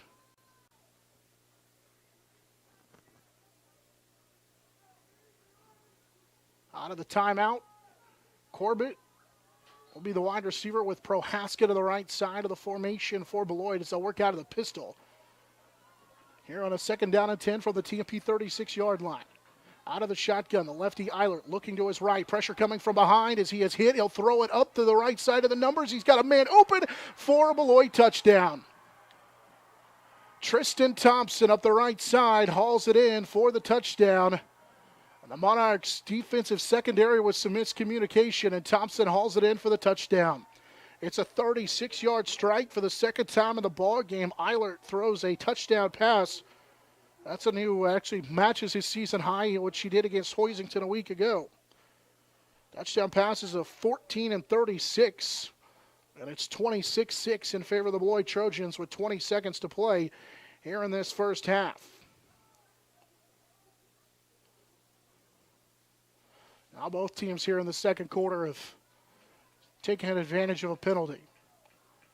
They'll line up and go for 2. Last time they went to Barrett for the 2. This time they'll throw it over the top, and diving and making the play is Corbett, and he's got it. Andrew Schwartz says it hit the dirt, hit the turf. I don't think it did. That's a great catch by Corbett. It's 28-6 in favor of the Beloit Trojans. Beloit, the big first half lead thanks to the 2 touchdown passes, 2 touchdown runs. And their offense has been on the field for a long time in this one. Touchdown drives of 12, 8, 6. And this last one covered 8 plays as well. And so far it's touchdown, touchdown, touchdown for Beloit. TMP has turnover on downs and touchdown. Monarchs had 6 plays on their first drive, 8 plays on their second drive for 14 total offensive plays in the first half. Beloit had that midway through their second offensive drive. 20 seconds to go here in this first half. Beloit on top of TMP 28-6.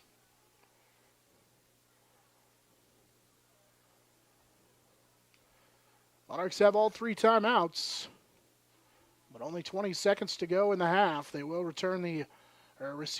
set to receive the opening kickoff of the second half. Here's another onside kick that bounces off a TMP-Marian Monarch and out of bounds. Andrew Schwartz is lucky that that one goes out of bounds because Beloit nearly had a second onside kick, but now TMP has got a little bit of life with 19 seconds to go.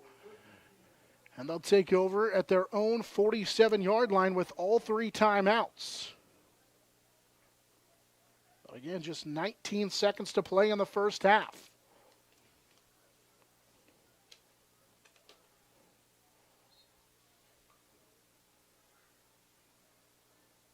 Monarchs going to the south here at Lewis Field in this second quarter. We'll send 2 wide receivers to each side.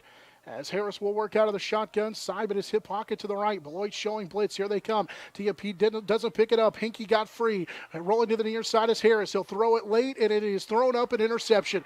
Intercepted. Rexroth will take it away, return it inside TMP territory. There's a late flag. There's 2 of them. They're both going to be on Beloit. Hunter Prohaska with an illegal block downfield on the return. With 6 seconds to play here in the first half, TMP will turn it over for the first time with the offensive turnover on downs earlier in the contest as well. Rexroth with the interception, his first of the season, returned it to the TMP 42. But they call targeting. If that's on Prohaska, which it is, they call illegal helmet contact. It's on Prohaska, and so it moves them back to their own 42-yard line. He was the one that was down the field. Could have been a clip from behind. And now Beloit will take over following the TMP interception. And Beloit out of the shotgun. Eiler will just take the knee, and that's how the first half's going to come to an end. The Beloit Trojans trying to win their 6th in a row of the TMP-Marian Monarchs and advance to the next round of the 2A playoffs, in control here in the first half, as their offense has been on the field almost the entire first half, leading TMP 28-6. As we take the timeouts, we'll come back with some first half numbers, give you some scores along the way. TMP trailing 28-6 at the break on the Monarch Sports Network. It's powered by Herman Physical Therapy. Nextech. Get a great deal on internet, video, voice, and business services from the technology experts. Nextech. Midwest Energy, a customer-owned cooperative providing safe, reliable, and efficient energy services and promoting growth throughout the region. Gibbs Auto Supply, over 200,000 parts and accessories and great staff to take care of you in Hayes and La Crosse. Steel Fabrications, when you need something fixed and you need it done fast and need it done right, call Steel Fab. Heartland Building. When it's time to get the job done, see why so many builders rely on Heartland Building Center with a huge stock of building materials. Hayes K-Lawn, Kirk Maska and Kurt Viner. State Glass Company, locally owned and operated since 1948. 5th and Main, downtown Hayes. Contact Shelter Insurance Agent Dustin Shoemaker in Northridge Plaza, Hayes. High Plains Roofing, Western and Central Kansas's premier roofing contractor. The Professionals, High Plains Roofing of Hayes. Discount Siding, new siding, energy-efficient windows and doors, vinyl fencing, and other exterior home products. Improve the beauty and energy efficiency of your home. Click on discountsiding.net. Edward Jones, providing a reasoned and disciplined approach to investing, making sense of investing. Paul Wurtenberger Construction, building Northwest Kansas's dreams since 1983. Master Cleaners, dry cleaning, laundry, alterations, tux rentals, and much more. They have numerous pickup locations throughout Western Kansas to serve you. Field Abstract and Title. Take pride in your athletic, academic, and artistic achievements. Adams, Brown, Barron, and Ball. Your trusted advisors providing you with commitment, experience, and integrity. Hertz Rent-A-Car. Bigger vehicle for a family trip or a car that gets excellent gas mileage for the next business trip? Book with Hertz Rent-A-Car on 8th Street in Hayes. Roof Masters Roofing and Sheet Metal and RM Custom Metals. When it hails, when it pours, one thing's for sure, Roof Masters is who you're looking for. The Monarchs Sports Network is powered by Herman Physical Therapy on 99.5 KHAZ and HayesPost.com.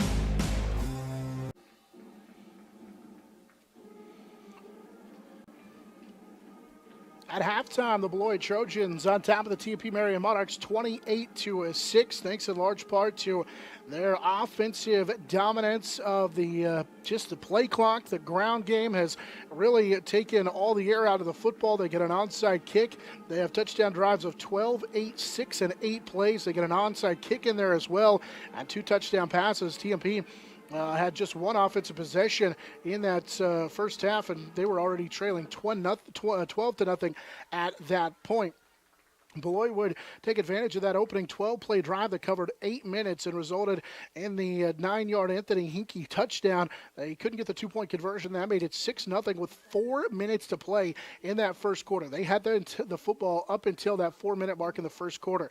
Go to the second quarter following a what ended up being a turnover on downs for TMP, in which they did get a couple of first downs, but just a 6-play drive. They turn it over on downs. Beloit wastes no time taking it over at their own 43-yard line, driving in just 8 plays and covering 57 yards that resulted in the touchdown run for the sophomore tailback Vincent Barrett. He would score from 3 yards out, and they led 12-0 at that point after another unsuccessful 2-point conversion. Then an onside kick by Beloit was recovered in TMP territory at the Monarch 39-yard line. Beloit would drive right down the field, and on 4th down, scoring a touchdown pass from Owen Eilert to Bryson Corbett, the senior wide receiver, and that was from 14 yards out on 4th down and goal from the 14.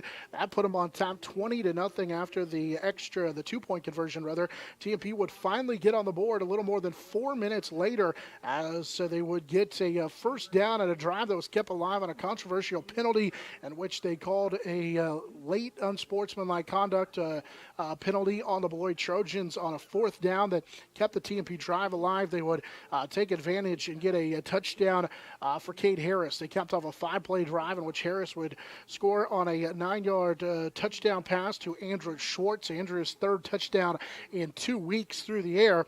They missed the extra point to make it 20-16 with 1:10 left to play in that first half. Beloit would take over at the 20-yard line, their own 20-yard line. They then got a 13-yard run that set them up for a play that resulted in a 10-yard run and then an illegal chop block called on TMP on defense that moved it down deep inside TMP territory, and they would throw a 36-yard touchdown pass from Eilert to Tristan Thompson, who gets his first career touchdown reception, and the two-point conversion made it 28-6 here at the break in favor of the Beloit Trojans. Beloit trying to win their 6 in a row over TMP.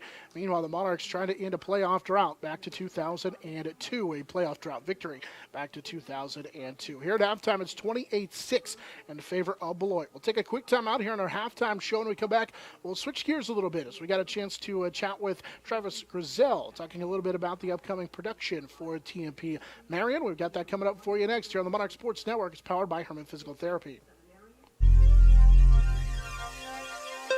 Adams, Brown, Barrett, and Ball, your trusted advisors providing you with commitment, experience, and integrity. Hertz Rent-A-Car, bigger vehicle for a family trip or a car that gets excellent gas mileage for the next business trip? Book with Hertz Rent-A-Car on 8th Street in Hayes.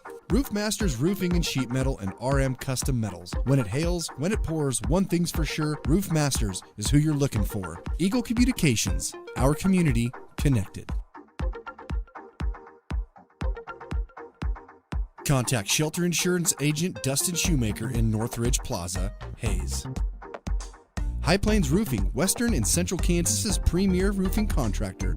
The Professionals, High Plains Roofing of Hayes. Discount siding, new siding, energy-efficient windows and doors, vinyl fencing, and other exterior home products. Improve the beauty and energy efficiency of your home.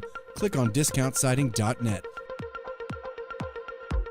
Edward Jones, providing a reasoned and disciplined approach to investing, making sense of investing.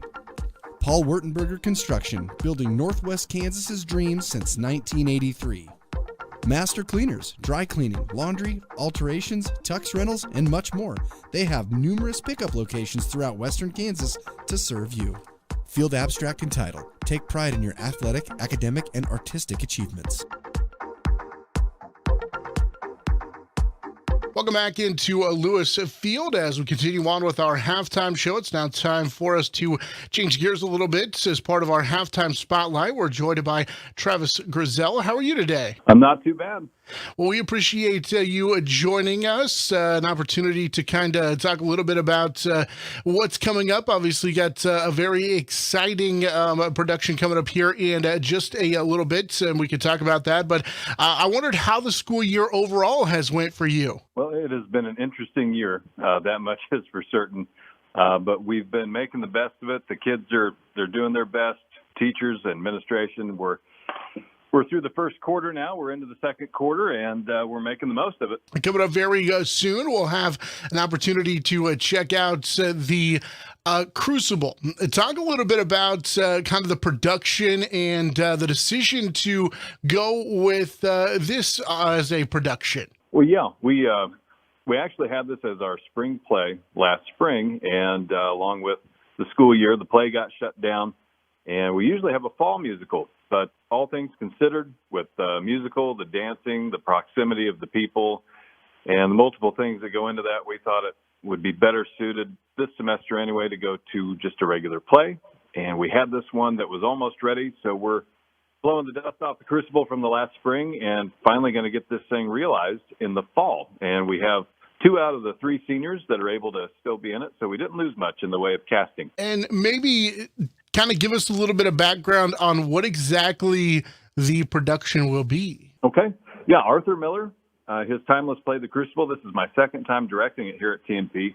one of my favorites. The kids that's required in junior English, they always identify with it. They like it. They like the story. And they were actually the ones that approached me last year about doing it. And so I'm always game to do something that I like. And it's fun to revisit it with a totally different group. It's going to be a totally different approach and a show. And we also have approached it differently due to COVID-19 and some precautions that we're making there. But it's a great tale, the Salem witch trials, a cautionary tale, if you will, that sadly is still super relevant in today's climate. And, with it being this time of year in the fall, it kind of goes hand in hand a little bit too. Yeah, it's a lot more of a dark kind of fall, autumn show than a spring show anyway. So the seasonal aspect of it definitely works to our favor with having it in the fall. And how many of the students there at TMP are part of the production, and walk me through that a little bit? Yeah, I think we have around 25 in the cast. It's a big cast show, 10 males and about 13, 14 female. And then we probably have another half a dozen to 8 students involved in tech and crew. And we've kind of parsed this one down as far as crew, hair and makeup and all that good stuff, just to keep our numbers down and not so crowded due to COVID-19 again. But all in all, we probably have 30 students involved in the production again. And you talked about it, it was going to be for the spring, and got a chance to hold it over. So what did that look like for your group? And kind of, I know you said, the majority got to still be a part of it from here in the fall. How was that? And did it help because you got extra time to work through it? Well, we went into the mode of hopefully we'll get to do it in June and then hopefully in July, and things have not let up with the virus. And it's one of those things that it was starting to look like it wasn't going to happen at all. And when the school year started, we decided that, hey, we're doing just about everything we can precaution-wise, and we're doing these other school activities. Let's have a stage show. Let's do what we can. And the Crucible fit a little bit better than a musical, as I stated. And it was just kind of blowing the dust off, getting the lines finished off, polished up. But we did have to restage it. We spread out the characters, the set design changed. So it's still a lot of work, and we're still kind of getting over the hump here, but the kids are starting to find their stride, making it a good show. Well, yeah, and I wondered, and we have to, unfortunately, it's become everyday part of life, talk a little bit about the precautions and everything that each individual has had to take as a, teacher and an instructor and a leader of a department. How has that been? Well, it's certainly different, and it's becoming a little more normal to us. But in the way of theater is a very intimate thing. It's a very physical thing usually. This play in particular is very dramatic. We've removed all the props that we have. We have just a couple furniture items that are handled by the cast. They will be performing in masks. The seating for the show is going to be every other row and then staggered laterally as well. So we're going to space people out as much as we can for our live audience. We're getting into, we're going to do a streaming performance of this as a first for me. But people, if they don't feel comfortable or aren't able to make it out to the live performance, they can enjoy it on a streamed experience. And there's a lot of things like that. Dressing rooms are all spread out. Hand sanitizer everywhere, masks everywhere. So it's definitely a COVID-19 production of a good old show. And how have the kids taken to that? I would imagine you're going to echo what everybody else said, and it's like, it's a little weird, but they just want to be a part of something. And it's not even weird to them anymore because it's the same thing they do all day in school, same thing we do at work, at our workplace. But my kids are just, along with myself, they're glad to be doing what they do. We're back on the stage doing what we do, what we love to do. And if we got to mask up and space it out or whatever, that's fine as long as we can get some live theater done because we really love the process. We love doing it, and it's a bit of a family here at TMP. Chatting with Travis Grisels, the TMP-Marian Monarch drama production, The Crucible, coming up very quickly, and we'll get you out of here with this. If somebody maybe not sure what they're going to see and kind of interested, what is the audience going to get an opportunity to experience at the performance this time around? It's a very dramatic show. It's not the most kid-friendly thing. It's pretty heavy. It's not inappropriate, but it's more on the adult side of understanding. It's pretty dramatic in that you're talking about a lot of accusation, a lot of people getting accused and hanging, and they're going to get a good old drama that doesn't get done a lot anymore in high schools. It's usually pretty campy or murder mystery and and light fun, which is always good. But sometimes this is legit theater. This is Arthur Miller, good stuff. So they can experience a pretty dramatic show. Tickets are on sale now online. We'll figure out the seating as people arrive. We'll group them according to who they are living with, and that way we have some social distance guidelines being implemented there. But tickets are online. If you want to buy them in advance and secure your seat for the show, you can go to the TMP website, TMP-M.org, and we'll have some more information on there about the streaming platform as we progress with that as well. All right, very good. You took my last question away, is how you can get tickets by checking out the TMP website. So we appreciate it. November the 6th, 7th, and 8th. It should be an awesome show and a good time. And we wish you all a great production. All right. Thank you so much. We're going to take a quick time out. When we come back here on our Monarch Sports Network halftime show, we'll get a chance to take a look at some of the halftime numbers, and we'll also get a look at scores. It's a Monarch Sports Network powered by Herman Physical Therapy.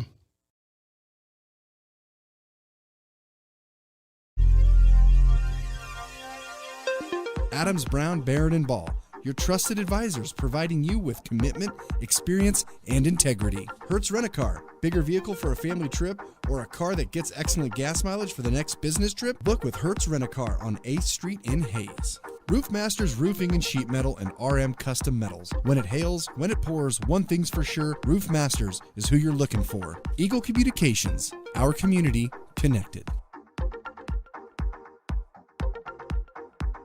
Nextech. Get a great deal on internet, video, voice, and business services from the technology experts. Nextech. Midwest Energy, a customer-owned cooperative providing safe, reliable, and efficient energy services and promoting growth throughout the region. Gibbs Auto Supply, over 200,000 parts and accessories and great staff to take care of you in Hayes and La Crosse. Steel Fabrications. When you need something fixed and you need it done fast and need it done right, call Steel Fab. Heartland Building. When it's time to get the job done, see why so many builders rely on Heartland Building Center with a huge stock of building materials. Hayes K-Lawn, Kirk Maska and Kurt Viner. State Glass Company, locally owned and operated since 1948. 5th and Main, downtown. Marian Monarchs at halftime trail the Beloit Trojans 28-6. Before we get our second half started, we do need to pause here 10 seconds for station identification on the Monarch Sports Network. It's powered by Herman Physical Therapy. The Monarchs Sports Network is powered by Herman Physical Therapy on 99.5 KHAZ and HayesPost.com. TMP set to receive the second half kick, and they've got some work to do, trailing 28-6 to the Beloit Trojans. Real quickly, want to take a look at our Hayes K-Lawn scoreboard update. Handful of scores from around the area to get to you in 11-man action. Plainville in Class 1A all over Sublette at halftime, 45-0. Meanwhile, Hoisington having no problems with Ellis tonight, winning 40-0 at the break. Phillipsburg taking care of Lakin, leading 27-8. That's also in the that was right before halftime. The last check we got on that one. Winner of that game plays the winner of our game next week, and then Oakley leading at halftime over Wichita Independent in Class 1A, 30-0. That's our Hayes K-Lawn scoreboard update here at halftime. TMP trails Beloit by the 28-6 margin. TMP is scheduled to receive the second half kick, but we've already seen a pair of onside kick attempts, including one successful for the Beloit Trojans here in this contest so far. So we welcome you back into this one, TMP, with some work to be done if they're going to find a way to rally, pick up their first playoff win since 2002. In that first half, Beloit would score twice through the air, twice on the ground, take advantage of a onside kick in which they recovered. They took advantage of a penalty on that last drive as well for TMP that would end up in a 25-yard play. So they definitely, just like TMP, taking advantage of a penalty there at the end of that first half. As Bryson Corbin has it teed up, and ready to kick it off. Harrison Wentling ready to return for TMP. It's a low line drive kick through the hands of Lang, but will be fielded at the 25 by Kate Harris. Harris will come here to the near sideline and will be brought down at about the 34-yard line. Just couldn't find a little bit of running room here on this near sideline. First half, TMP was held to 35 rushing yards And passing yards for Harris, 25 on 2 of 7 passing, including his first interception in 2 weeks, his 5th overall this season. He threw a pick against Cimarron a couple of weeks ago. Monarchs will take over at their own 34-yard line, trailing 28-6 with 11:54 to play. Motion man will be Jace Wentling to the right side of the formation. They will hand it off, running here to the near side. Lang was stopped at the line of scrimmage, then with a tug on his face mask, the flag coming in late, he'll get to the 39-yard line. The official might have got stuck in his pocket here to the 39 as Lance will pick up 5 and then gets brought down by Anthony Hinkie and Owen Eilert. Hinkie was the one who I think got him on the face mask. And so TMP's going to get a free 15 and a first down here early on in this drive, and that's what they need. The gain of 4 from the 39-yard line, plus then the 15 yards will give him an automatic first down. Penalties have been an issue for both teams in the contest. Already 7 penalties for 75 yards for the Beloit Trojans. It's not a significant rivalry for either team by any means. Beloit has won 5 in a row on the gridiron for these two teams, and last time they played was 2015, but I remember that basketball game a year ago. So here's a pitch right side to Andrew Schwartz, trying to get to the corner. Got a block from Jace Lang, but he's going to get stretched out to that right side and will lose a couple of yards. So little pitch to the motion man for TMP, and they lose 3 yards. But I do remember that sub-state championship game at Beloit a year ago in which there was no love lost between these two teams in that championship game down at Beloit. It was a raucous crowd that saw Beloit get the victory, and you know both teams fan bases are fired up in this one as well. Schwartz on his first carry of the contest ends up losing about 2, and TMP is back to the 46 of Beloit as they have a second down and 12. Harris, hard count on the I formation. Quarterback sweep here to the near sideline. He'll get a block from side to the 45 to the 40 of Beloit and ridden out of bounds. Close to a first down. Harris got a block. Just that quarterback sweep. They put a couple of guys out in front of him and he rips off a good gain. It'll be 3rd down and 4. So he picks up 7 on the play. 8th carry for 39 yards in the contest. 10:46 to play here in this third quarter. TMP with their first offensive drive of the second half. Wide receivers Schwartz and Wentling to the near side. Jace Lang's the lone wide receiver to the right side. Here on 3rd down, I formation for Harris. They'll send Andrew Schwartz in motion. He'll stop. Here's a quick pass to the left side, and it's incomplete. That was over the head of Schwartz. Wentling was blocking downfield, so they were trying to throw a little swing pass to Schwartz, and it's incomplete, and now 4th down. Harris is just 2 of 8 passing with an interception at 25 yards through the air. Cade came in completing 55% on the season. As I mentioned the pregame show, he was ranked 5th this week in all 2A passing yards with 1,143. There's a 4th down play from just on the Beloit side of the 40-yard line. 2 wide receivers right, Beloit showing blitz. Quick drop, Harris in trouble, needs to get away, and he'll spin through one tackle, but he can't get away from another as he'll be spun down, and it's a turnover on downs. TMP will get to the Beloit 39-yard line. It's a gain of 1, but it's not enough for a first down. And for the second time in the game, they'll turn it over on downs. Beloit with Conkle making the tackle, had brought a blitz. Harris was trying to set up the little up, or a little out and up to Jace Wentling here on the near sideline. And the pressure forced Harris to take off and run with it, and he had nowhere to go. Beloit will take over at their own 39-yard line with 10:36 to play in this third quarter. Monarchs load the line of scrimmage on defense. Hand it for Barrett, and he has got a huge run. He's into the TMP secondary. It's a foot race. He'll slip a tackle. He's going to take it to the house. Barrett will score for the second time in the contest. This will come for 61 yards. And Beloit leads 34-6. Barrett over 100 yards rushing now in the contest. And that was with 11 men along the line of scrimmage. So once you get into the defensive secondary, there's not a whole lot you can do. Andrew Schwartz made a gallant effort to try and bring him down, but didn't have a shot at it. They'll line up a go for the two. They'll send a man in motion. It's Hinkie. He'll get the call. Made a man miss and will stumble into the end zone for two more.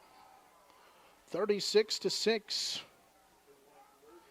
in favor of Beloit with 10:25 to play here in the opener, or rather here in this third quarter now. As Barrett scores on his first handoff of the second half. From 61 yards out. And it's been the Beloit offensive attack on the ground that's been the difference. Said in the pregame show, this is not your typical 4 seed in 2A districts. They took the number 2 team in Class 2A a week ago, Hoisington, down to the wire, in which they lost 26-6.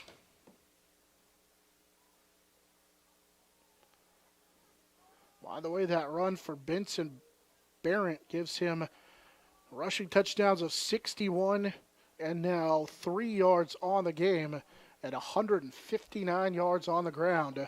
He'll be the 7th player this year to get 100 yards against TMP's defense on the ground. 10:25 to play here in the third. It's a 30-point lead for the Beloit Trojans. Opening round of the Class 2A playoffs. Winner gets, in all likelihood, Phillipsburg next week. A little short pooch kick. Fair catch called for by Jace Lang at the TMP 34-yard line.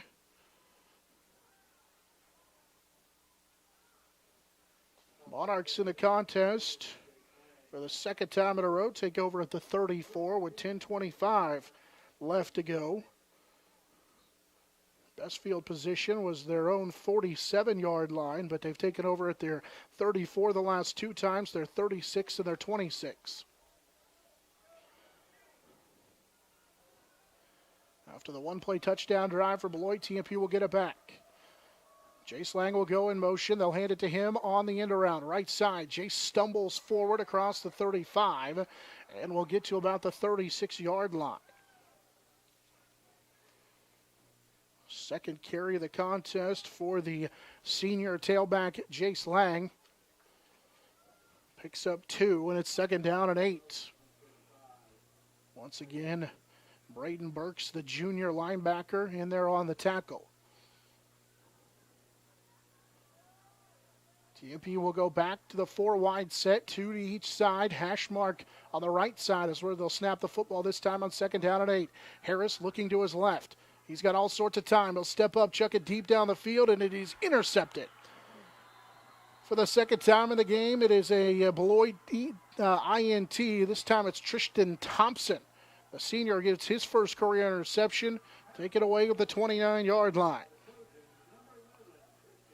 TMP with 2 turnover on downs, 2 INTs.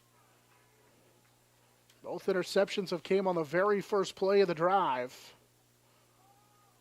Beloit will get it back. 9:39 to go in the third quarter. Leading 36-6, they'll take over at their own 29-yard line. That full house backfield out of the pistol. Low snap, they'll hand it on the double handoff. Hinkie with a flag on the play gets hit hard. And off of that right side is tackled for a short gain. Ginther on the tackle. It's a hold on the Trojans. Hinkie was stopped at the line of scrimmage. Penalty number 8 for 85 yards for the Beloit Trojans.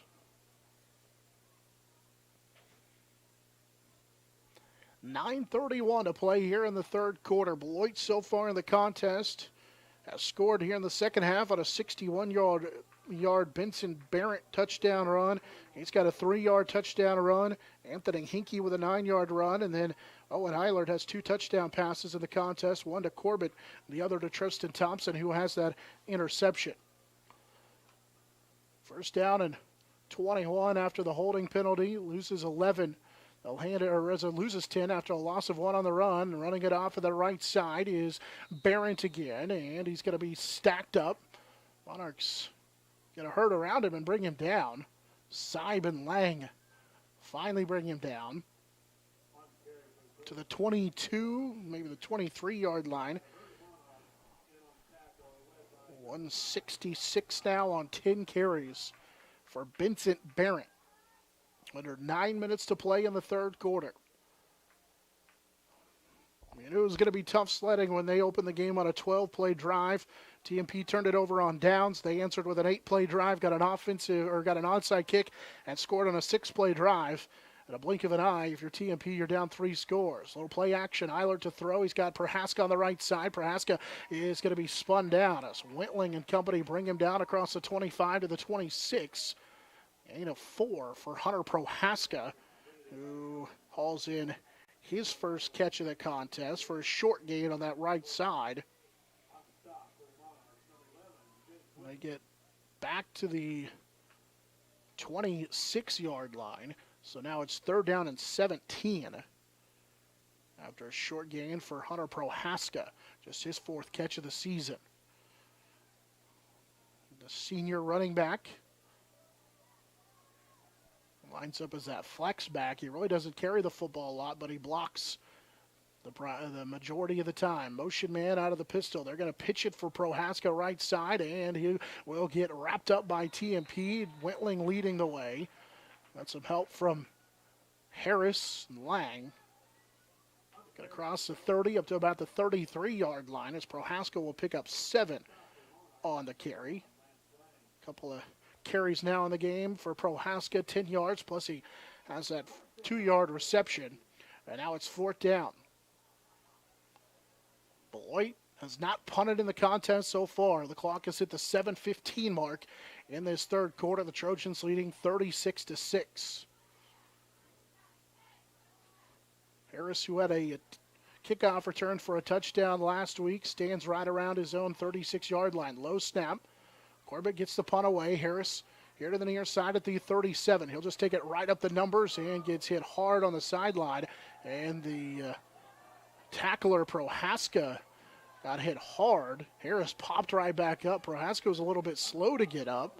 Those two with a huge collision on the sideline at the Beloit 44-yard line. So following the first punt of the contest for the Beloit Trojans, for either team in fact, TMP will take over at the Beloit 44-yard line. 6:55 to go in this third quarter. 36-6. Beloit with the lead. 2 wide receivers to each side. Harris out of the spread. Seib behind him. They'll snap it back to Harris. Quarterback draw. Got a block from Seib, and then he runs into a defender shy of the Beloit 40-yard line.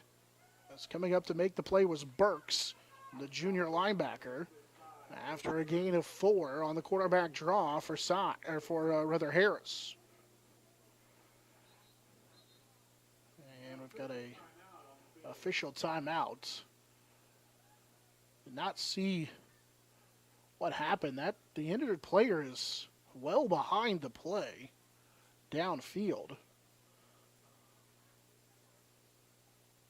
Not sure if that's 20, if that's Prohaska. It's Bryson Corbett, who was the one that was banged up on the play. Got help up for the trainer and walks by himself to the sideline, but he looked to go to the TMP bench for some reason for a moment. So they'll take a look at him on that sideline. Like I said, that happened downfield. I did not see what happened. Not sure if that was a design quarterback draw, if Harris just decided to take off and run it himself. So Corbett got tangled up downfield. Monarchs have got it to the Beloit 41-yard line, facing a second down here on this second play of the drive. Harris out of the spread, shotgun looking to his left. He's going to lob it down the field. He's got Lance Lang, who with a flag on the play, he'll make the catch.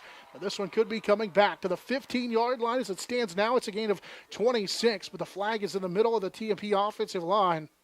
And TMP's standing right around that 40-yard line, and it is on TMP.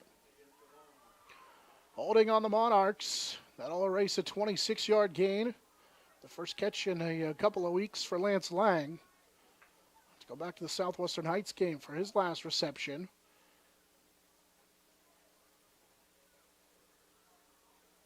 From the line of scrimmage, so the ball will be back to the 50 for TMP. Almost move it to the 49. Monarchs with their 5th penalty for 30 yards. And it's second down and 10 from midfield. Harris out of the shotgun. He's got time.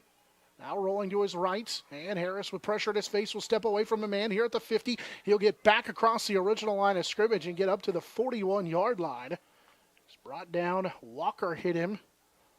And then cleaning it up was Anthony Hinkie at the 41. Harris gets 8 yards back. Actually, that'll be a gain of 11 for Harris.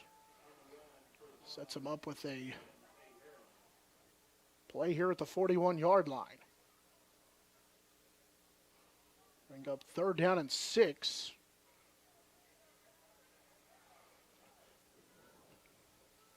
Throughout the season, the Monarchs have been pretty good on third down, over 50% completion, but facing a third down and 6. 5.5 to go in the third quarter. Again, Beloit showing blitz.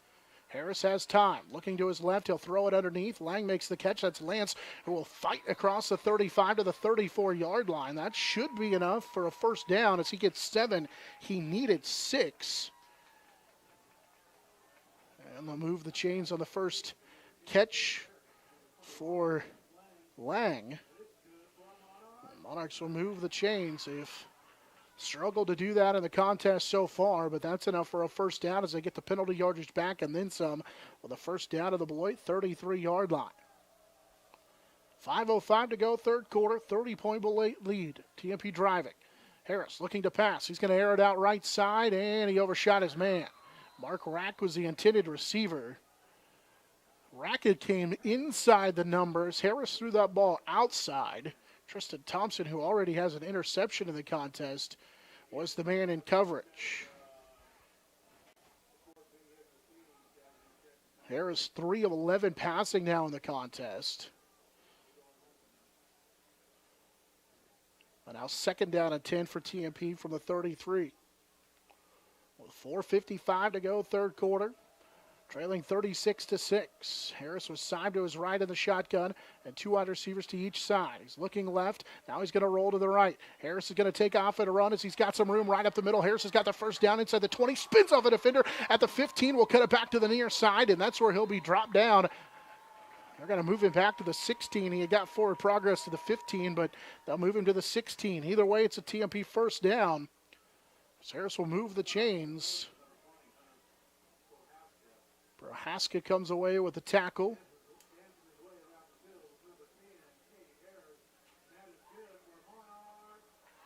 Gain of 18 and a first down for Cade Harris as TMP moves the chains. First down and 10 from the 16. Harris looking left. He's going to throw it right down the middle on a line drive that is caught for a TMP touchdown.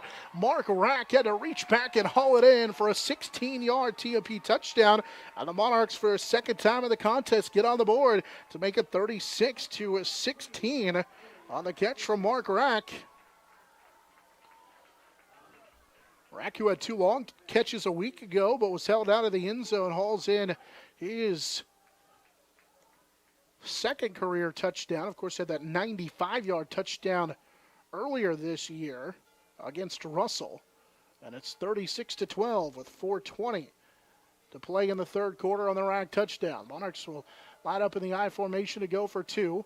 Harris is going to throw the lob left side. Whitling got some space, goes up and hauls in the two-point conversion.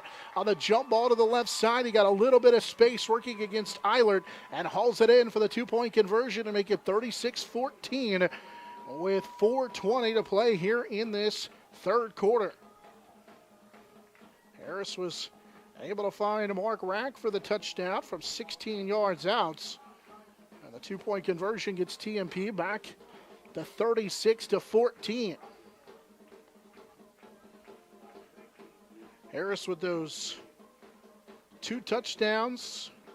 Matches his 2 interceptions in the contest, but he threw a pair of touchdowns. He had 4, a career high a week ago, so he's got 6 touchdowns in 2 weeks. But unfortunately for the Monarchs, trying to claw their way back into it. Rack, that touchdown, and gives him his 2nd career touchdown for the junior for TMP. Beloit ran out to that big lead at 20-0. TMP is trying to claw their way back into it.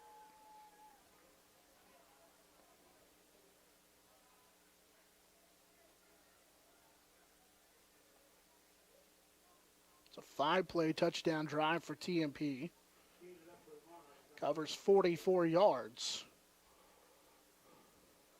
A little over 2.5 minutes.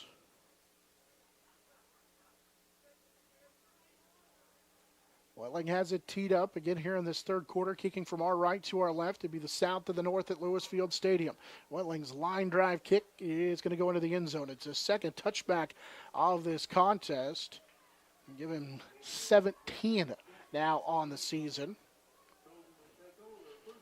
Beloit will take over at their own 20-yard line, leading 36-14 with 4:20 to go here in the third quarter. Our game brought to you in part by Jeff Darrell and Linda Seibel at Edward Jones and Hayes, Paul Wardenberger Construction, Master Cleaners, and Roof Masters Roofing and Sheet Metal. Monarchs again with that heavy front. They go with 4 down linemen. They walk the 2 outside linebackers up and have all 11 guys within the line, within the box. Here's a handoff, and running off of the left side for a gain of about 2 is Vincent Barrett. Got tackled by Bryce Seib. Seib actually had got knocked down. He had collided with one of the defensive linemen. I think Kendall Walker, and Seib got tangled up. Bryce was still able to make the play as Vincent Barrett will get it to the 22-yard line on a gain of 2. That's his 21st carry for 168 yards in the contest. For Seib and Cade Harris both came in with a team-high 81 tackles on the year. That ranked them tied for 6th in Class 2A in the state through the regular season, or the 8 games of the regular season. 3:40 and counting here in this third quarter. Underneath handoff, Hinkey's going to get tripped up. Good play for TMP. Little penetration by Bryce Seib. Back to the 21. I think they'll give him forward progress to the 20 as Bryce got him around the ankles and the shoelaces to pull him down. And now it's 3rd down and 10 after a loss of 2 for Anthony Hinkey. And another 3rd down facing the Beloit Trojans with 3:10 and counting. Beloit, that 12-play touchdown drive, turnover on downs for TMP, an 8-play touchdown drive, and then an onside kick and a 6-play touchdown drive. They had ran 26 plays to TMP's 6 and had a 20-0 lead. That's the big difference in the contest, and this offense is built to just take the air out of the football.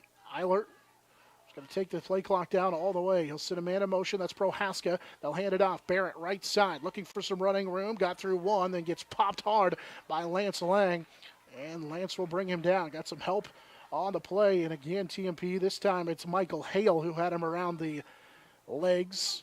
Barrett able to stop him. It's a gain of, or Barrett rather stopped after a gain of 5, and we'll see the punt unit for the 2nd time in the game for the Beloit Trojans. Barrett with that carry goes over 170 yards on the season, or on this game on the ground. Closing in on the 2-minute mark of this third quarter. Corbett to punt the football. He'll kick it away from Harris. It'll bounce, and then Kate thought about picking it up, but it's going to roll, and this is going to take a Beloit bounce. That bounced near midfield, and then Harris decided to let it go, and it rolled to the TMP 37-yard line. After back-to-back punts forced by the TMP defense, offense trying to maybe find a way to get a quick strike here. So take over at their own 37-yard line with 1:51 to go in the third quarter. 36-14. Beloit with the lead. Still a long way to go in this one. 2 wide receivers to each side as Harris will go to the spread here on first down and 10 for the TMP 37. Harris is going to keep it here on the near sideline. The quarterback sweep. He's got a couple of blockers in front as he'll get to the 46 and get knocked out of bounds. Got his legs taken out from underneath him by the safety Chancellor after a gain of 9 up to the TMP 46-yard line.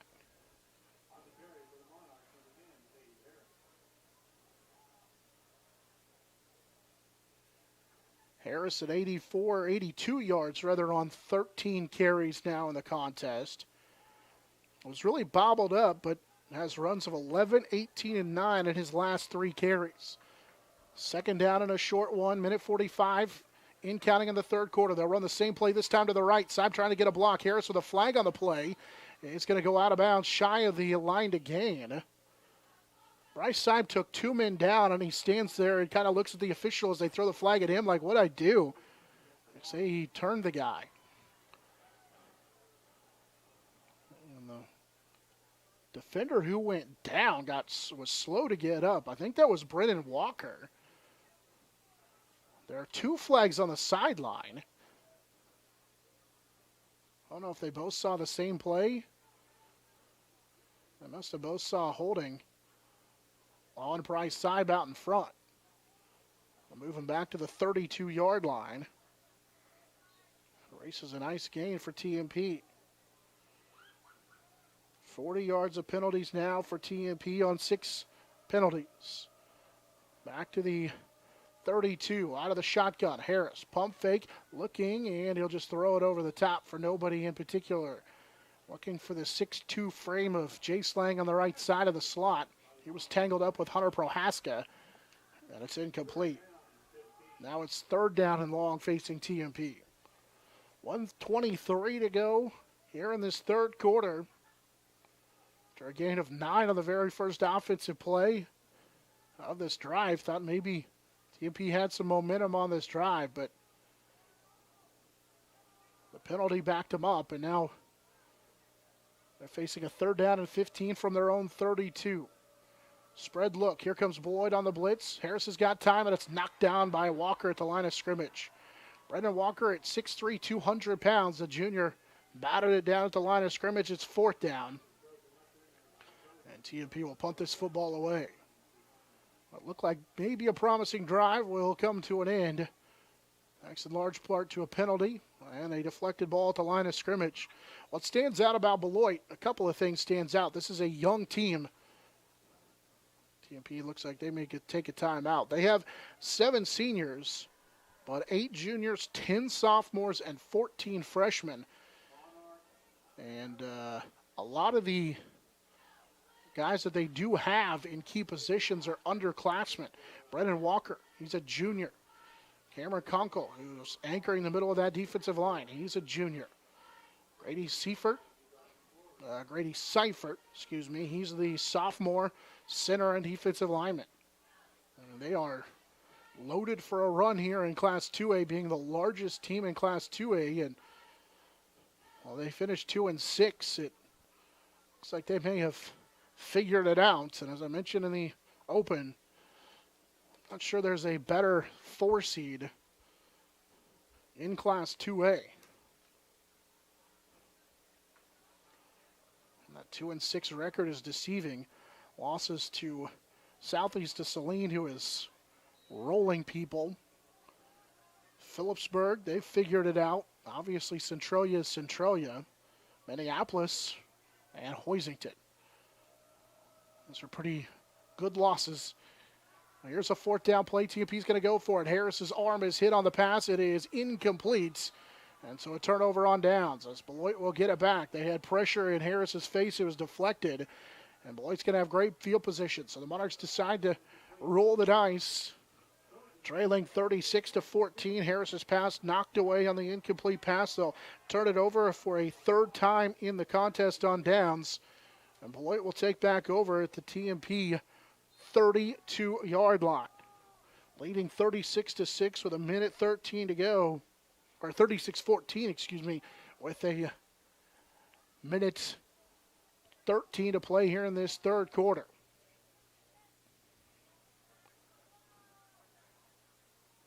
Beloit with Eilert, the quarterback, in that pistol formation.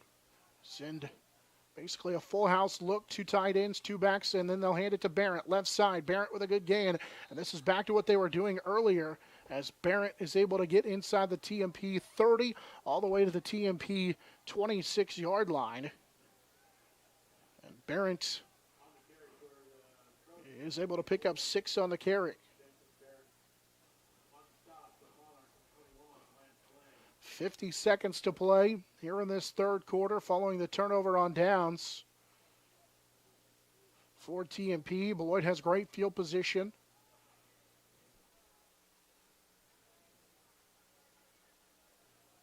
Put 2 backs behind the guards, then the quarterback and the pistol. Then Barrett is the eye back, right behind the quarterback with the 2 tight ends. There's no secret what they're going to do. They wait for the snap clock to wind down, and now Eilert will take the snap, hand it off. Barrett left side. This time TMP gets pressure in the backfield and is able to stop him at the line of scrimmage. Good pressure up front for TMP. The penetration, Kenton Ginther. Lang in on that tackle as well. Lang has been right around the line of scrimmage. He's made the tackle in each of the last 2 plays, and now third down facing Beloit. So we head to the fourth quarter. Beloit on top, 36-14 in the first round of the 2A state playoffs from Lewis Field Stadium on the Monarch Sports Network. It's powered by Herman Physical Therapy. Contact Shelter Insurance Agent Dustin Shoemaker in Northridge Plaza, Hayes. High Plains Roofing, Western and Central Kansas's premier roofing contractor. The Professionals, High Plains Roofing of Hayes. Discount siding, new siding, energy-efficient windows and doors, vinyl fencing, and other exterior home products. Improve the beauty and energy efficiency of your home. Click on discountsiding.net. Edward Jones, providing a reasoned and disciplined approach to investing, making sense of investing. Paul Wurtenberger Construction, building Northwest Kansas's dreams since 1983. Master Cleaners, dry cleaning, laundry, alterations, tux rentals, and much more. They have numerous pickup locations throughout Western Kansas to serve you. Field Abstract and Title. Take pride in your athletic, academic, and artistic achievements. Coming back out of the break. The Monarchs Sports Network is powered by Herman Physical Therapy on 99.5 KHAZ and HaysPost.com.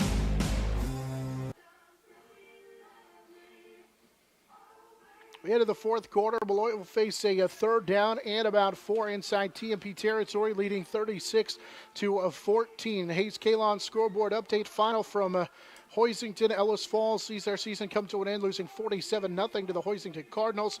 And that last check in the third, that's actually midway through the fourth quarter. Phillipsburg leads Lakin 42-0. So if everything's 42. That's actually 42-20.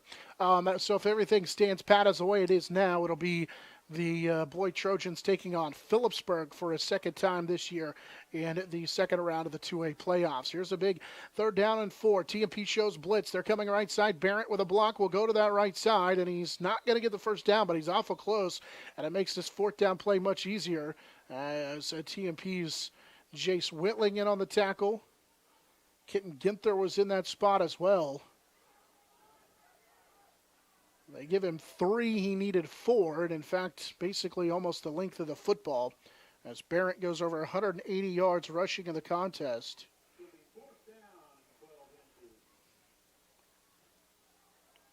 I have to give a lot of credit, too, to the way this offensive line moves for the Beloit Trojans. They move well. They pull and make it easy for Barrett to run this football. Here's a big fourth down play. TMP will show blitz. Hard count for Eilert. TMP stays put. And now movement up front. So offside, so it'll actually be a false start, on the Beloit Trojans. Grady Seifert, the sophomore right tackle, called for the false start. Make it 4th down at about 5.5.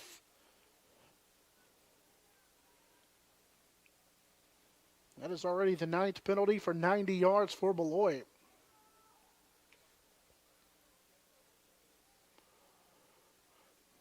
For a first down from their own from the TMP 28-yard line, they need 6.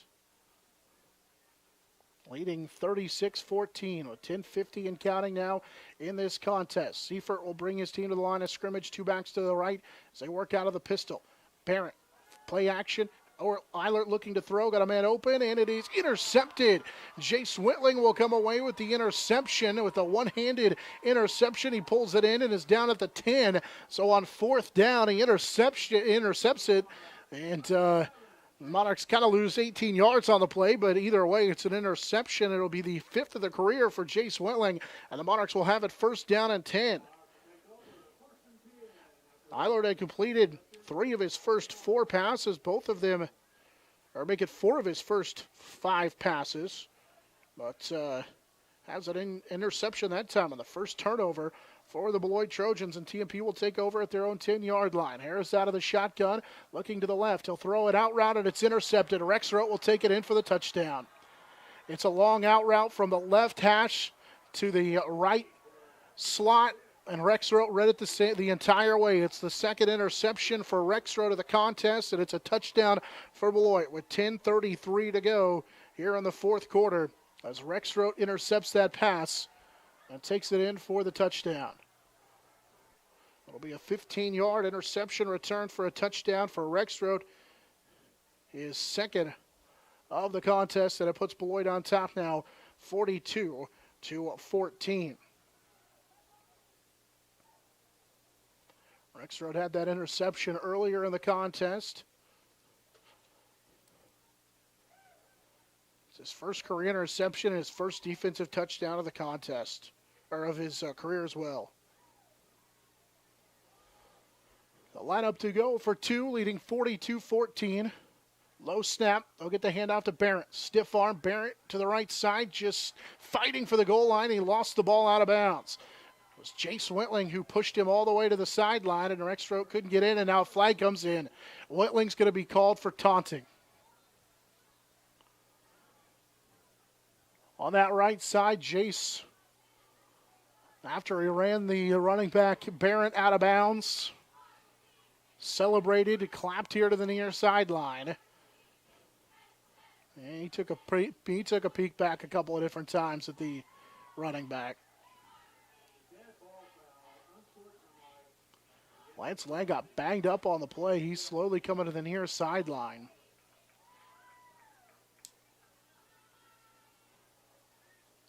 What got Wendling the penalty was he looked back.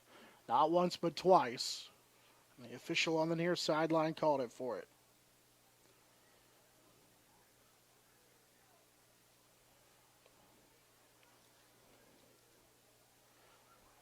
(42-14) in favor of Beloit. They're going to get an opportunity to kick off from a nice spot following the penalty on TMP, that 15-yard penalty for the Monarchs. It's their 7th for 55 yards.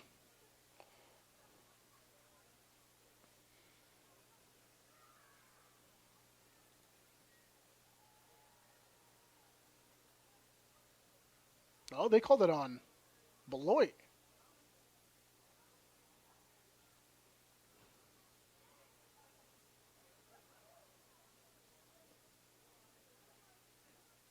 We all thought he pointed the other way. Well, I apologize.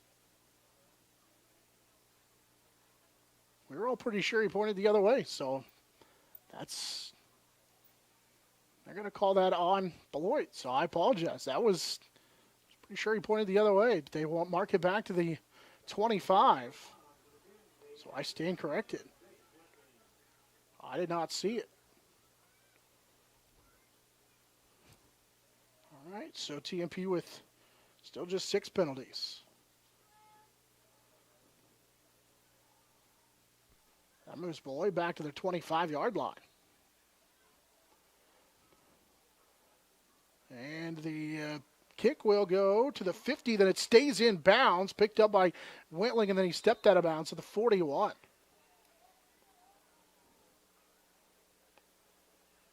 That changes a little bit. TMP will get it to 41. That ball nearly went out of bounds. Corbett's kicks have a little bit of a sideways spin on them, and that would allow it to stay in bounds. Looked like that was going to go out inside the, right around the 45-yard line. So I have to wonder if Vincent Barrett didn't say something because the official was standing right there. So from our vantage point, like I said, I was pretty sure he pointed the other way. So I stand corrected. TMP's going to have great field position at their own 41. Be a quarterback sweep. Harris trying to make a man miss at the line of scrimmage. Will extend it to the left side and be ridden out of bounds by Kalen Chancellor, the junior safety. Harris will get across the 44 up to the Monarch 45-yard line. Good field position here with 10-11 to go in this fourth quarter. Harris on a gain of 4.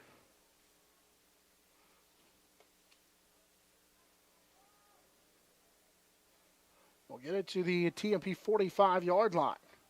Harris closing in on another 100-yard rushing game, 86 yards on 14 carries.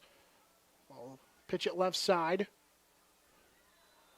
This is Bryce Seib, who gets spun out of bounds. We'll just quick pitch on that left side.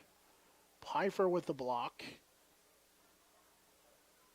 They do give him forward progress to the 46-yard line. Picks up a yard and a half, maybe 2 to Bryce Seib. Just his second carry of the ball game. And now it's a third down and long for TMP. So it's third down and about 5. With 2 wide receivers split to each side. Harris, as Beloit shows blitz, works out of the shotgun. He's got time. Now we're in trouble, and he'll just go down, and then got hit, piled on late. Pressure coming from 3 different Beloit Trojans.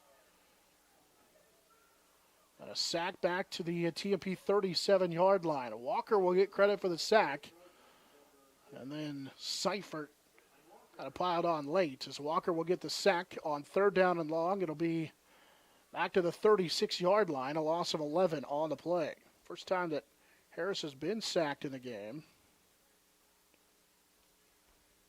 So that sets up a fourth down for TMP. Got to get it across the 47-yard line.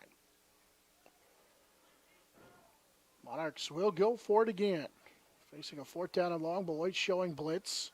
TMP was able to pick it up. Harris is just going to throw it deep down the middle. It is a jump ball that will be intercepted by Beloit. Corbett will come away with the INT, and then he got taken down by Lang right around the 35-yard line. Was a little bit slow to get up, but he'll come here to the near sideline. That is the 4th interception thrown of the contest for Harris. Back-to-back possessions. And Beloit will take over at their own 35-yard line. Leading 42-14 with 8:46 to go in the ball game. Monarch Athletics brought to you part by Ellis County Abstract and Title Company and Cheater Law Firm.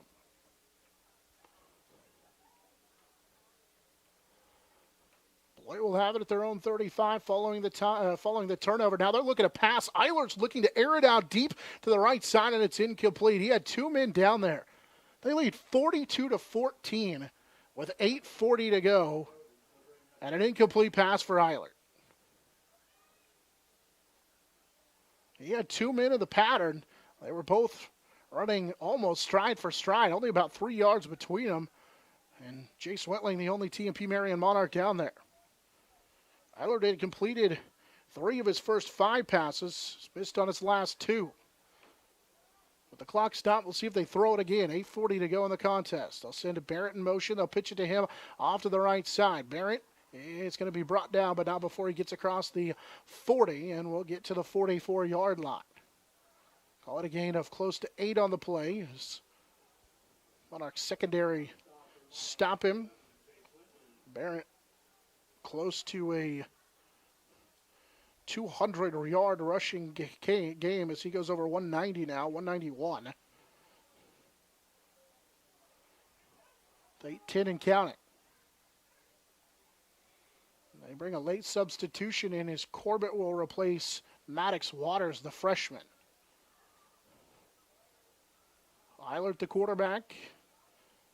Two backs in front of him. He gets the eye back behind him out of the pistol. Monarchs load the line of scrimmage. Barrett will get the call left side, and he's got the first down and more.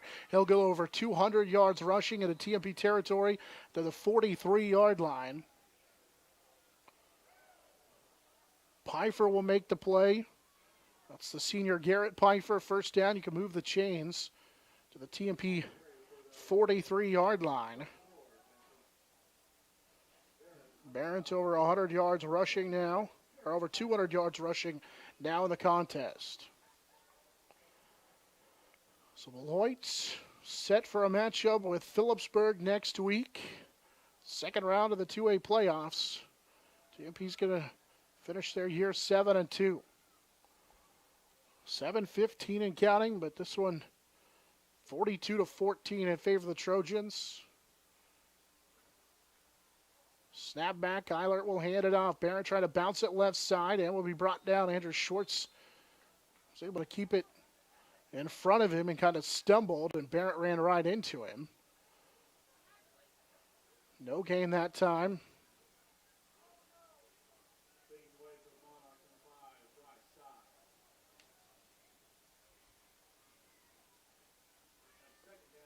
Earlier today, Hoisington beat Ellis 47-0.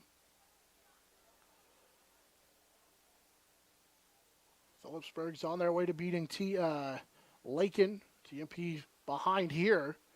Don't know the Cimarron score, but 3 of the 4 district number 8 teams in Class 2A about to be eliminated in the first round of the playoffs. Underneath, they go right up the middle.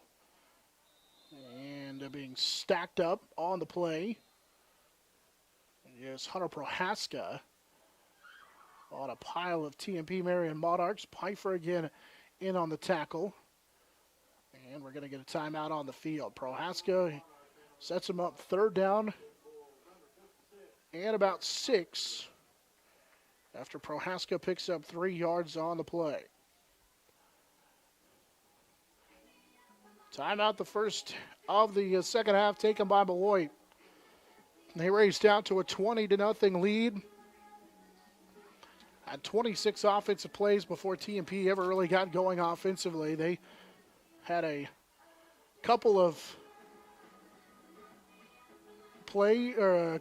had 6 offensive plays, but that wasn't enough as Beloit would get 2 rushing touchdowns on long drives, got an onside kick and scored again.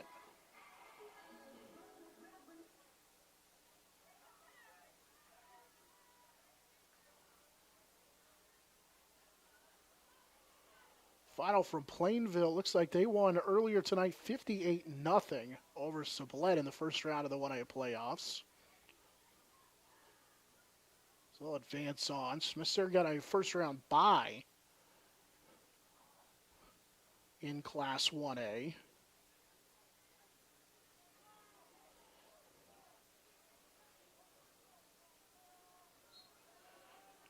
Lakin game is final. 49-26 in favor of Phillipsburg. Out of the timeout, third down here and 6. Motion man is Barrett. The underneath handoff for Hinkie, who will try and fight to the 40. He's going to be shy. He'll get to the 41. Anthony Hinkie picks up 2. So I don't know for a first down. Is going to TMP timeout, see if Beloit goes for it on 4th down and 4 with 6 minutes to play here in this contest.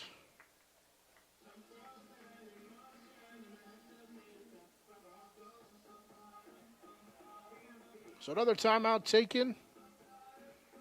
Checking in on the number 1 team in Class 2A.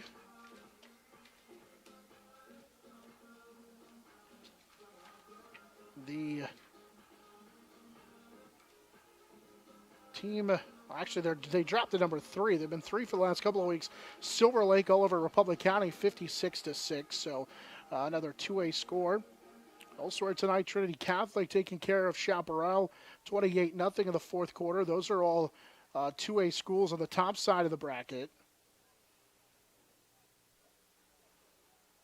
Fourth down play coming up.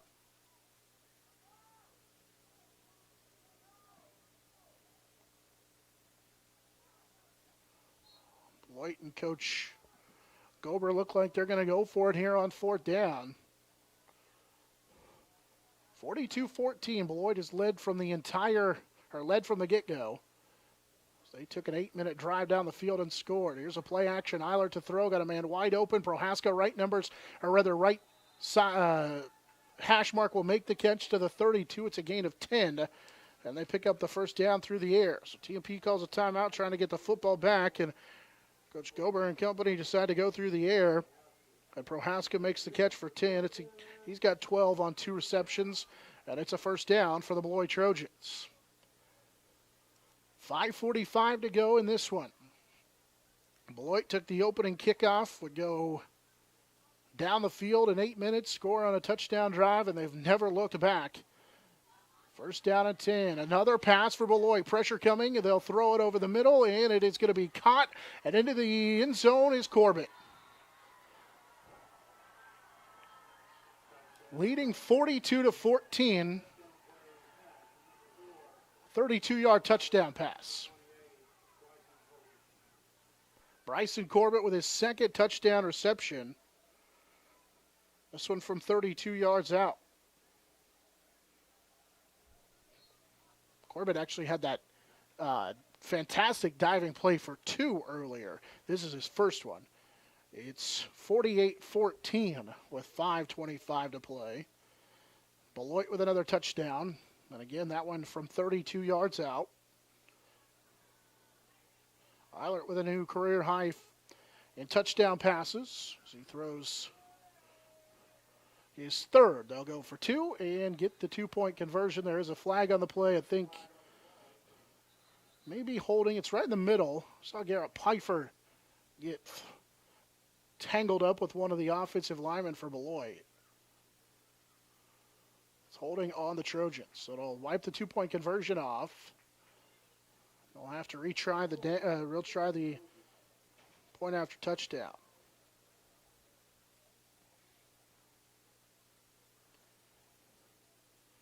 Barron has touchdown passes in the ball game of 14 of 36 and now of 32. So a career high 3 touchdown passes in the contest for him. That one to Corbett. They lead 48-14 with 5:25 to go in the contest. For a team that took 8 minutes off the clock driving down the field on an opening drive to score a touchdown. They throw it. Here's a out route that is incomplete. So the 2-point conversion is no good. The penalty ends up coming back to hurt the Beloit Trojans. That penalty, by the way, was their 11th of the contest for 125 yards.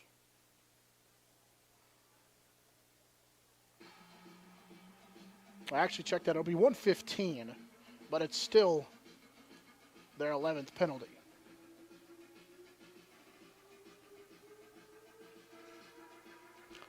$5:25 to play in this one.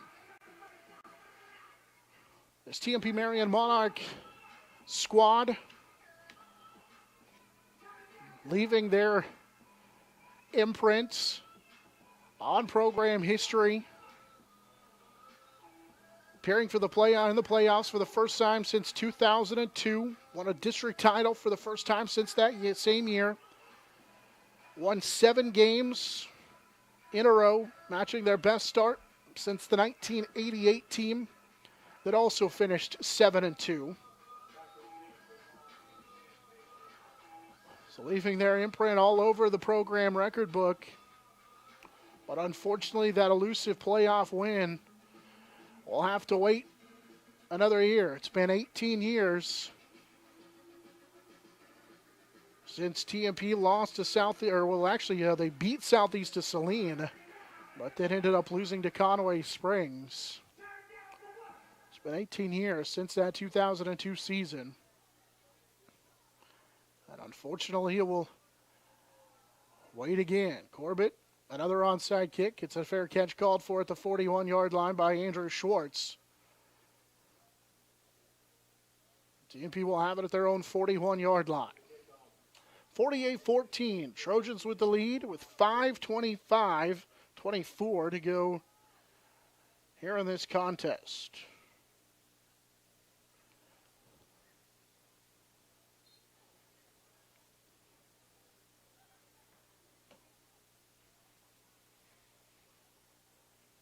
Actually spot it right at the 40-yard line. Rack will be the wide receiver to the near side.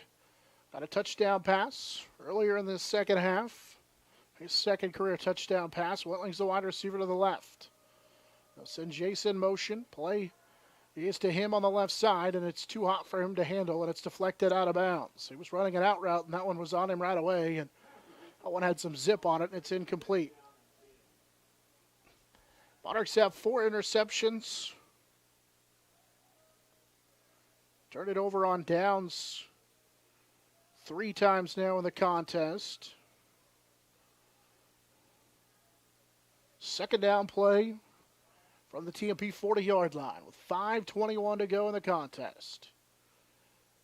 Spread look now for TMP. Harris out of the shotgun. Pressure coming. He'll escape the pocket to the right side, looking for a block down the field. So he'll get to the 40, cut back across a man, make another man miss. A flag comes in late, and Harris is going to get to the 44-yard line, but they're going to get a hold down the field.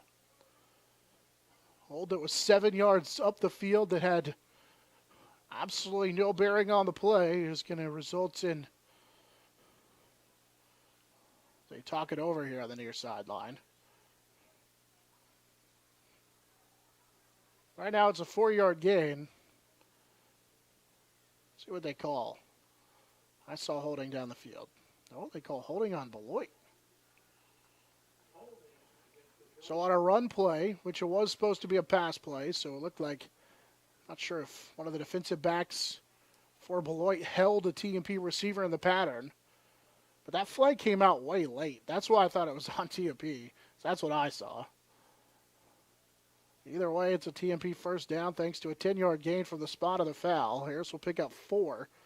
Cade was 79 yards on 16 carries on the ground, right around his average for the year. In fact, 79 yards is exactly what he averages on the ground. I think Hinkie was the one who they got for the hold. He had a nice long talk with the official as they'll move TMP to the Beloit 46-yard line. Harris pass left side. Whitling's got the catch. Little screen play. Got a block from Lang. Will spin off a defender, and here comes the cavalry to bring him down.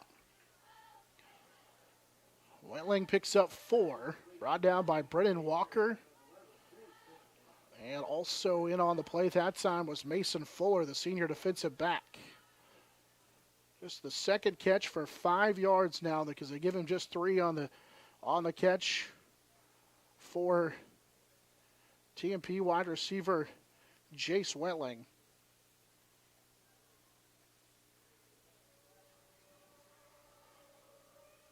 Here's a second down and 8. Beloit showing blitz. TMP picks it up. Harris has all sorts of time. Nobody's open. Another flag on TMP. Here is Harris running to the sideline, and then he gets shoved out of bounds by Walker. He should have threw that football away because as it stands now, it's a loss back to the 49, and it's a hold on TMP.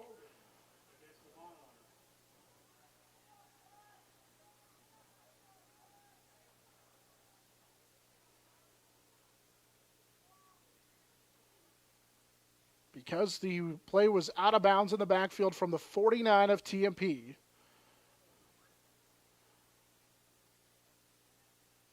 Now another Beloit coach wants an explanation. So the ball is at the 49-yard line of TMP because Harris ran out of bounds for a loss of 5 on the play. And now you add 10 more on the holding penalty. Basically results in a loss of 15 for TMP.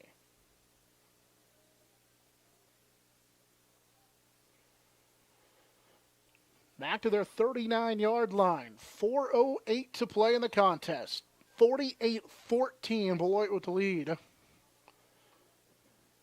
Monarchs have to get all the way to the Beloit 36-yard line for a first down. Beloit showing blitz. It's a quarterback draw right up the middle. Here's another flag on TMP. Harris will cut it to the left of the 50, ran through a man, and then Fuller rides him out of bounds on the sideline.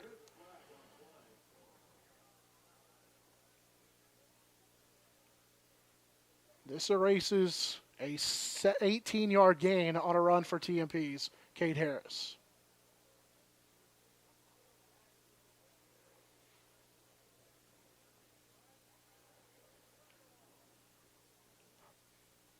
Well, they call it chop block on TMP. There were three guys there standing around one Beloit Trojan.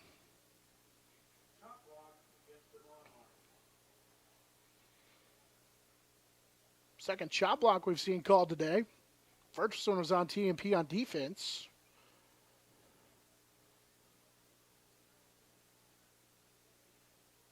White hat explaining the penalty. Back to the 26.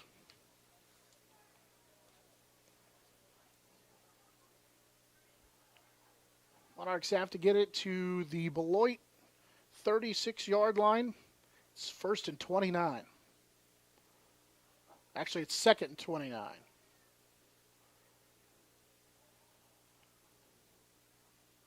Harris out of the shotgun following the 15-yard TMP penalty. Play action. Harris will sidearm it to side, but it's incomplete.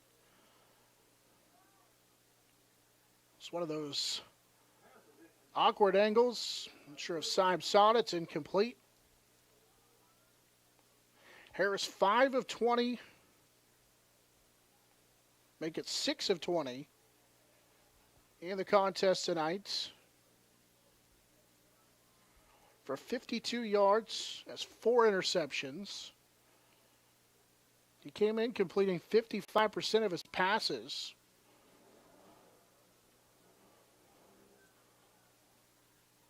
Third down and long. Harris out of the shotgun. They'll throw it here to the near side. Too tall and too wide for Lang. That's Jason the pattern to the right side.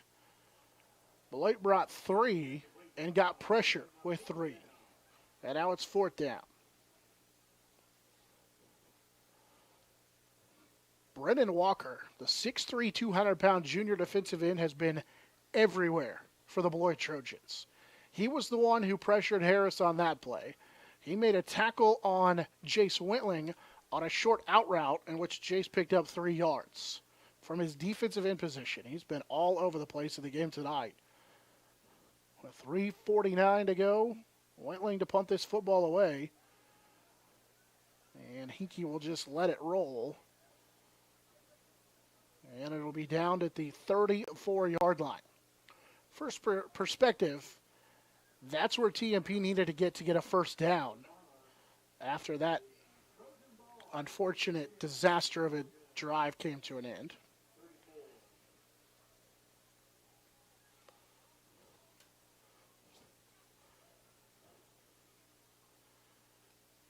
We talked about it in the open. 2-6 Beloit. Losers of 4 in a row, but they played the number 2 Hoisington Cardinals within 6 points a week ago.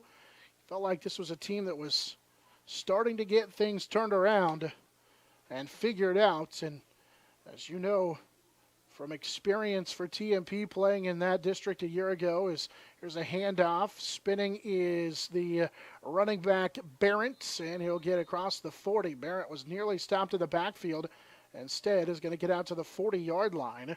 So Barrett will pick up 6, 207 yards on 28 carries for the tailback, Vincent Barrett, the sophomore. TMP's Mark Rack was able to make that tackle. He's in there in the defensive secondary for TMP. They're shuffling guys in and out. Griffin Shoemaker back in, the 135-pound freshman at middle linebacker. Eilert for Barrett. Barrett right side has a huge run and he's gone. Barrett got a block and nobody's going to catch him. To the 10, to the 5, touchdown for Vincent Barrett. His second 60-plus yard touchdown run. This one from exactly 60 yards. 267 yards for Vincent Barrett on the ground. And it's 54-14. With 2:36 to play here in this fourth quarter as Barrett will score again. He got a 61-yarder back in that third quarter. Now scores from 60 yards out. That run gives him a new career high, 267 yards on 29 carries. I said in the open he carried it 30 times for 260 against Minneapolis, and he would have those numbers tonight, and boy, ever did he. And the extra point by Bryson Cormant is good, and then another flag on the play. Why not?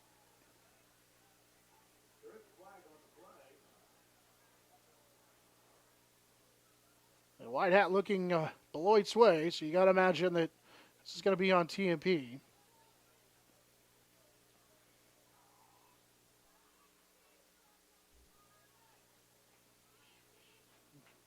Say they ran into the kicker. Extra point is good. 55-14.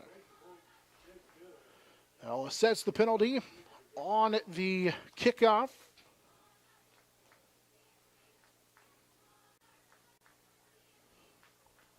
Beloit leads 55-14. 2:35 to play in this one.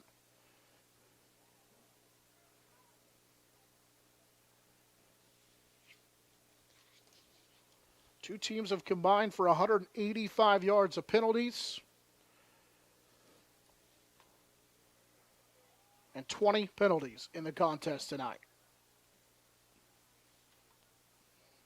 This one unraveled early when the Beloit coaching staff got penalty for some extra stuff after the whistle.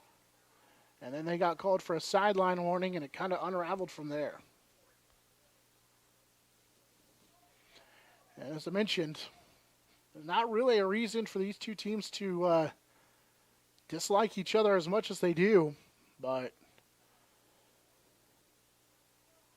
it's been an interesting one that results in a first-round playoff win for the Beloit Trojans. We still have 2:36 to play, but they've been in control ever since the beginning of this football game. Corbett, who just made the extra point, ready to kick it off. Kick it to about the 21, where Harris will field it. Kind of bobbled it to the 22. Harris got a block. Now he's going to reverse his field to the left side and gets across the 25, where he's upended on the play by Mason Fuller. The senior on the defensive, or the senior rather on special teams, comes away with the tackle. TMP with 2:39 to go. We'll have it at their own 26-yard line, trailing 55-14. Beloit with some new faces on the field. Kyler Burks, the freshman, one of them. They'll rotate some guys around. Monarchs will load the left side of the line of scrimmage with 4 wide receivers. Harris by himself in the shotgun. Here's a bad snap. Harris is going to just run back and cover it back inside the 15 to the 14-yard line. TMP has a new center into the ball game. Michael Hale is here on the near sideline. Hale has been the center for TMP ever since earlier in the season when Garrett Pfeiffer went down, but Garrett is back out there. The senior playing in his final game for TMP. The loss for TMP is a loss of 7 on the play. 4 wide receivers to the left. Harris will just take the snap, look to run right up the middle, gets across the 15 on second down and forever. He gets a couple of those yards back. They Spot him up to about the 17-yard line, so he'll pick up 3 of those yards.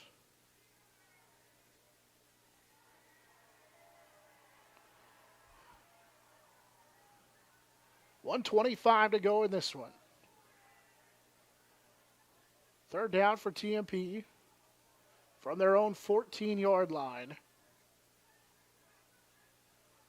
4 wide receivers again to the left side of the formation here on third down and long. Harris will just take it himself here to the near sideline across the 20. Kid got a block across the 30. He'll get the first down across the 40 and be thrown down by Waters at the 42-yard line. As Harris will get a first down and move the chains for TMP. Gets it all the way to the TMP 43-yard line. It's a gain of 27. Which will give Harris 97 yards on 10 carries. He was close to that 100-yard mark as they'll spike it here as it was clock running with 48 seconds to go. Harris was close to that 90-yard mark earlier in this quarter, but it's been tough sledding so far. And now TMP will get a chance to bring some seniors out of the contest. That includes Garrett Pfeiffer. Pfeiffer had his senior season cut short because of injury.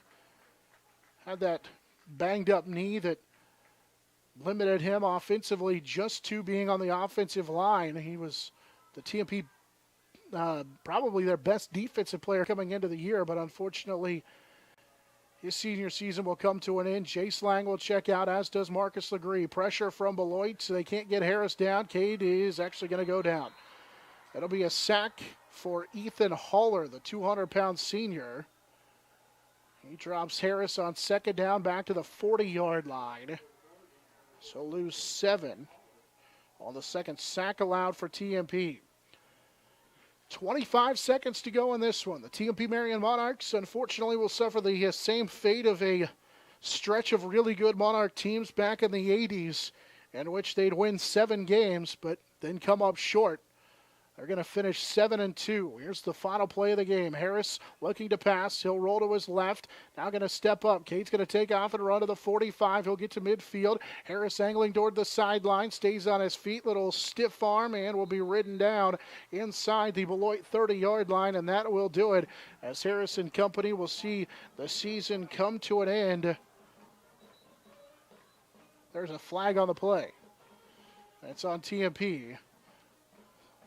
So it will be a blindside block that is declined by the Beloit Trojans. They will take the result of the play, which is a play that runs out the clock on TMP, and their game will come to an end. The final here, 55-14 in favor of the Beloit Trojans. Beloit, that first half, put together an 8-minute drive that resulted in a touchdown. They would never look back. They would get touchdown runs in the contest of at 9-3 and then a 14-yard pass before TMP had just more than one offensive possession. They would lead 20-6 early in that first quarter. Added another, or rather in that first quarter, added another first half touchdown to make it 28-6.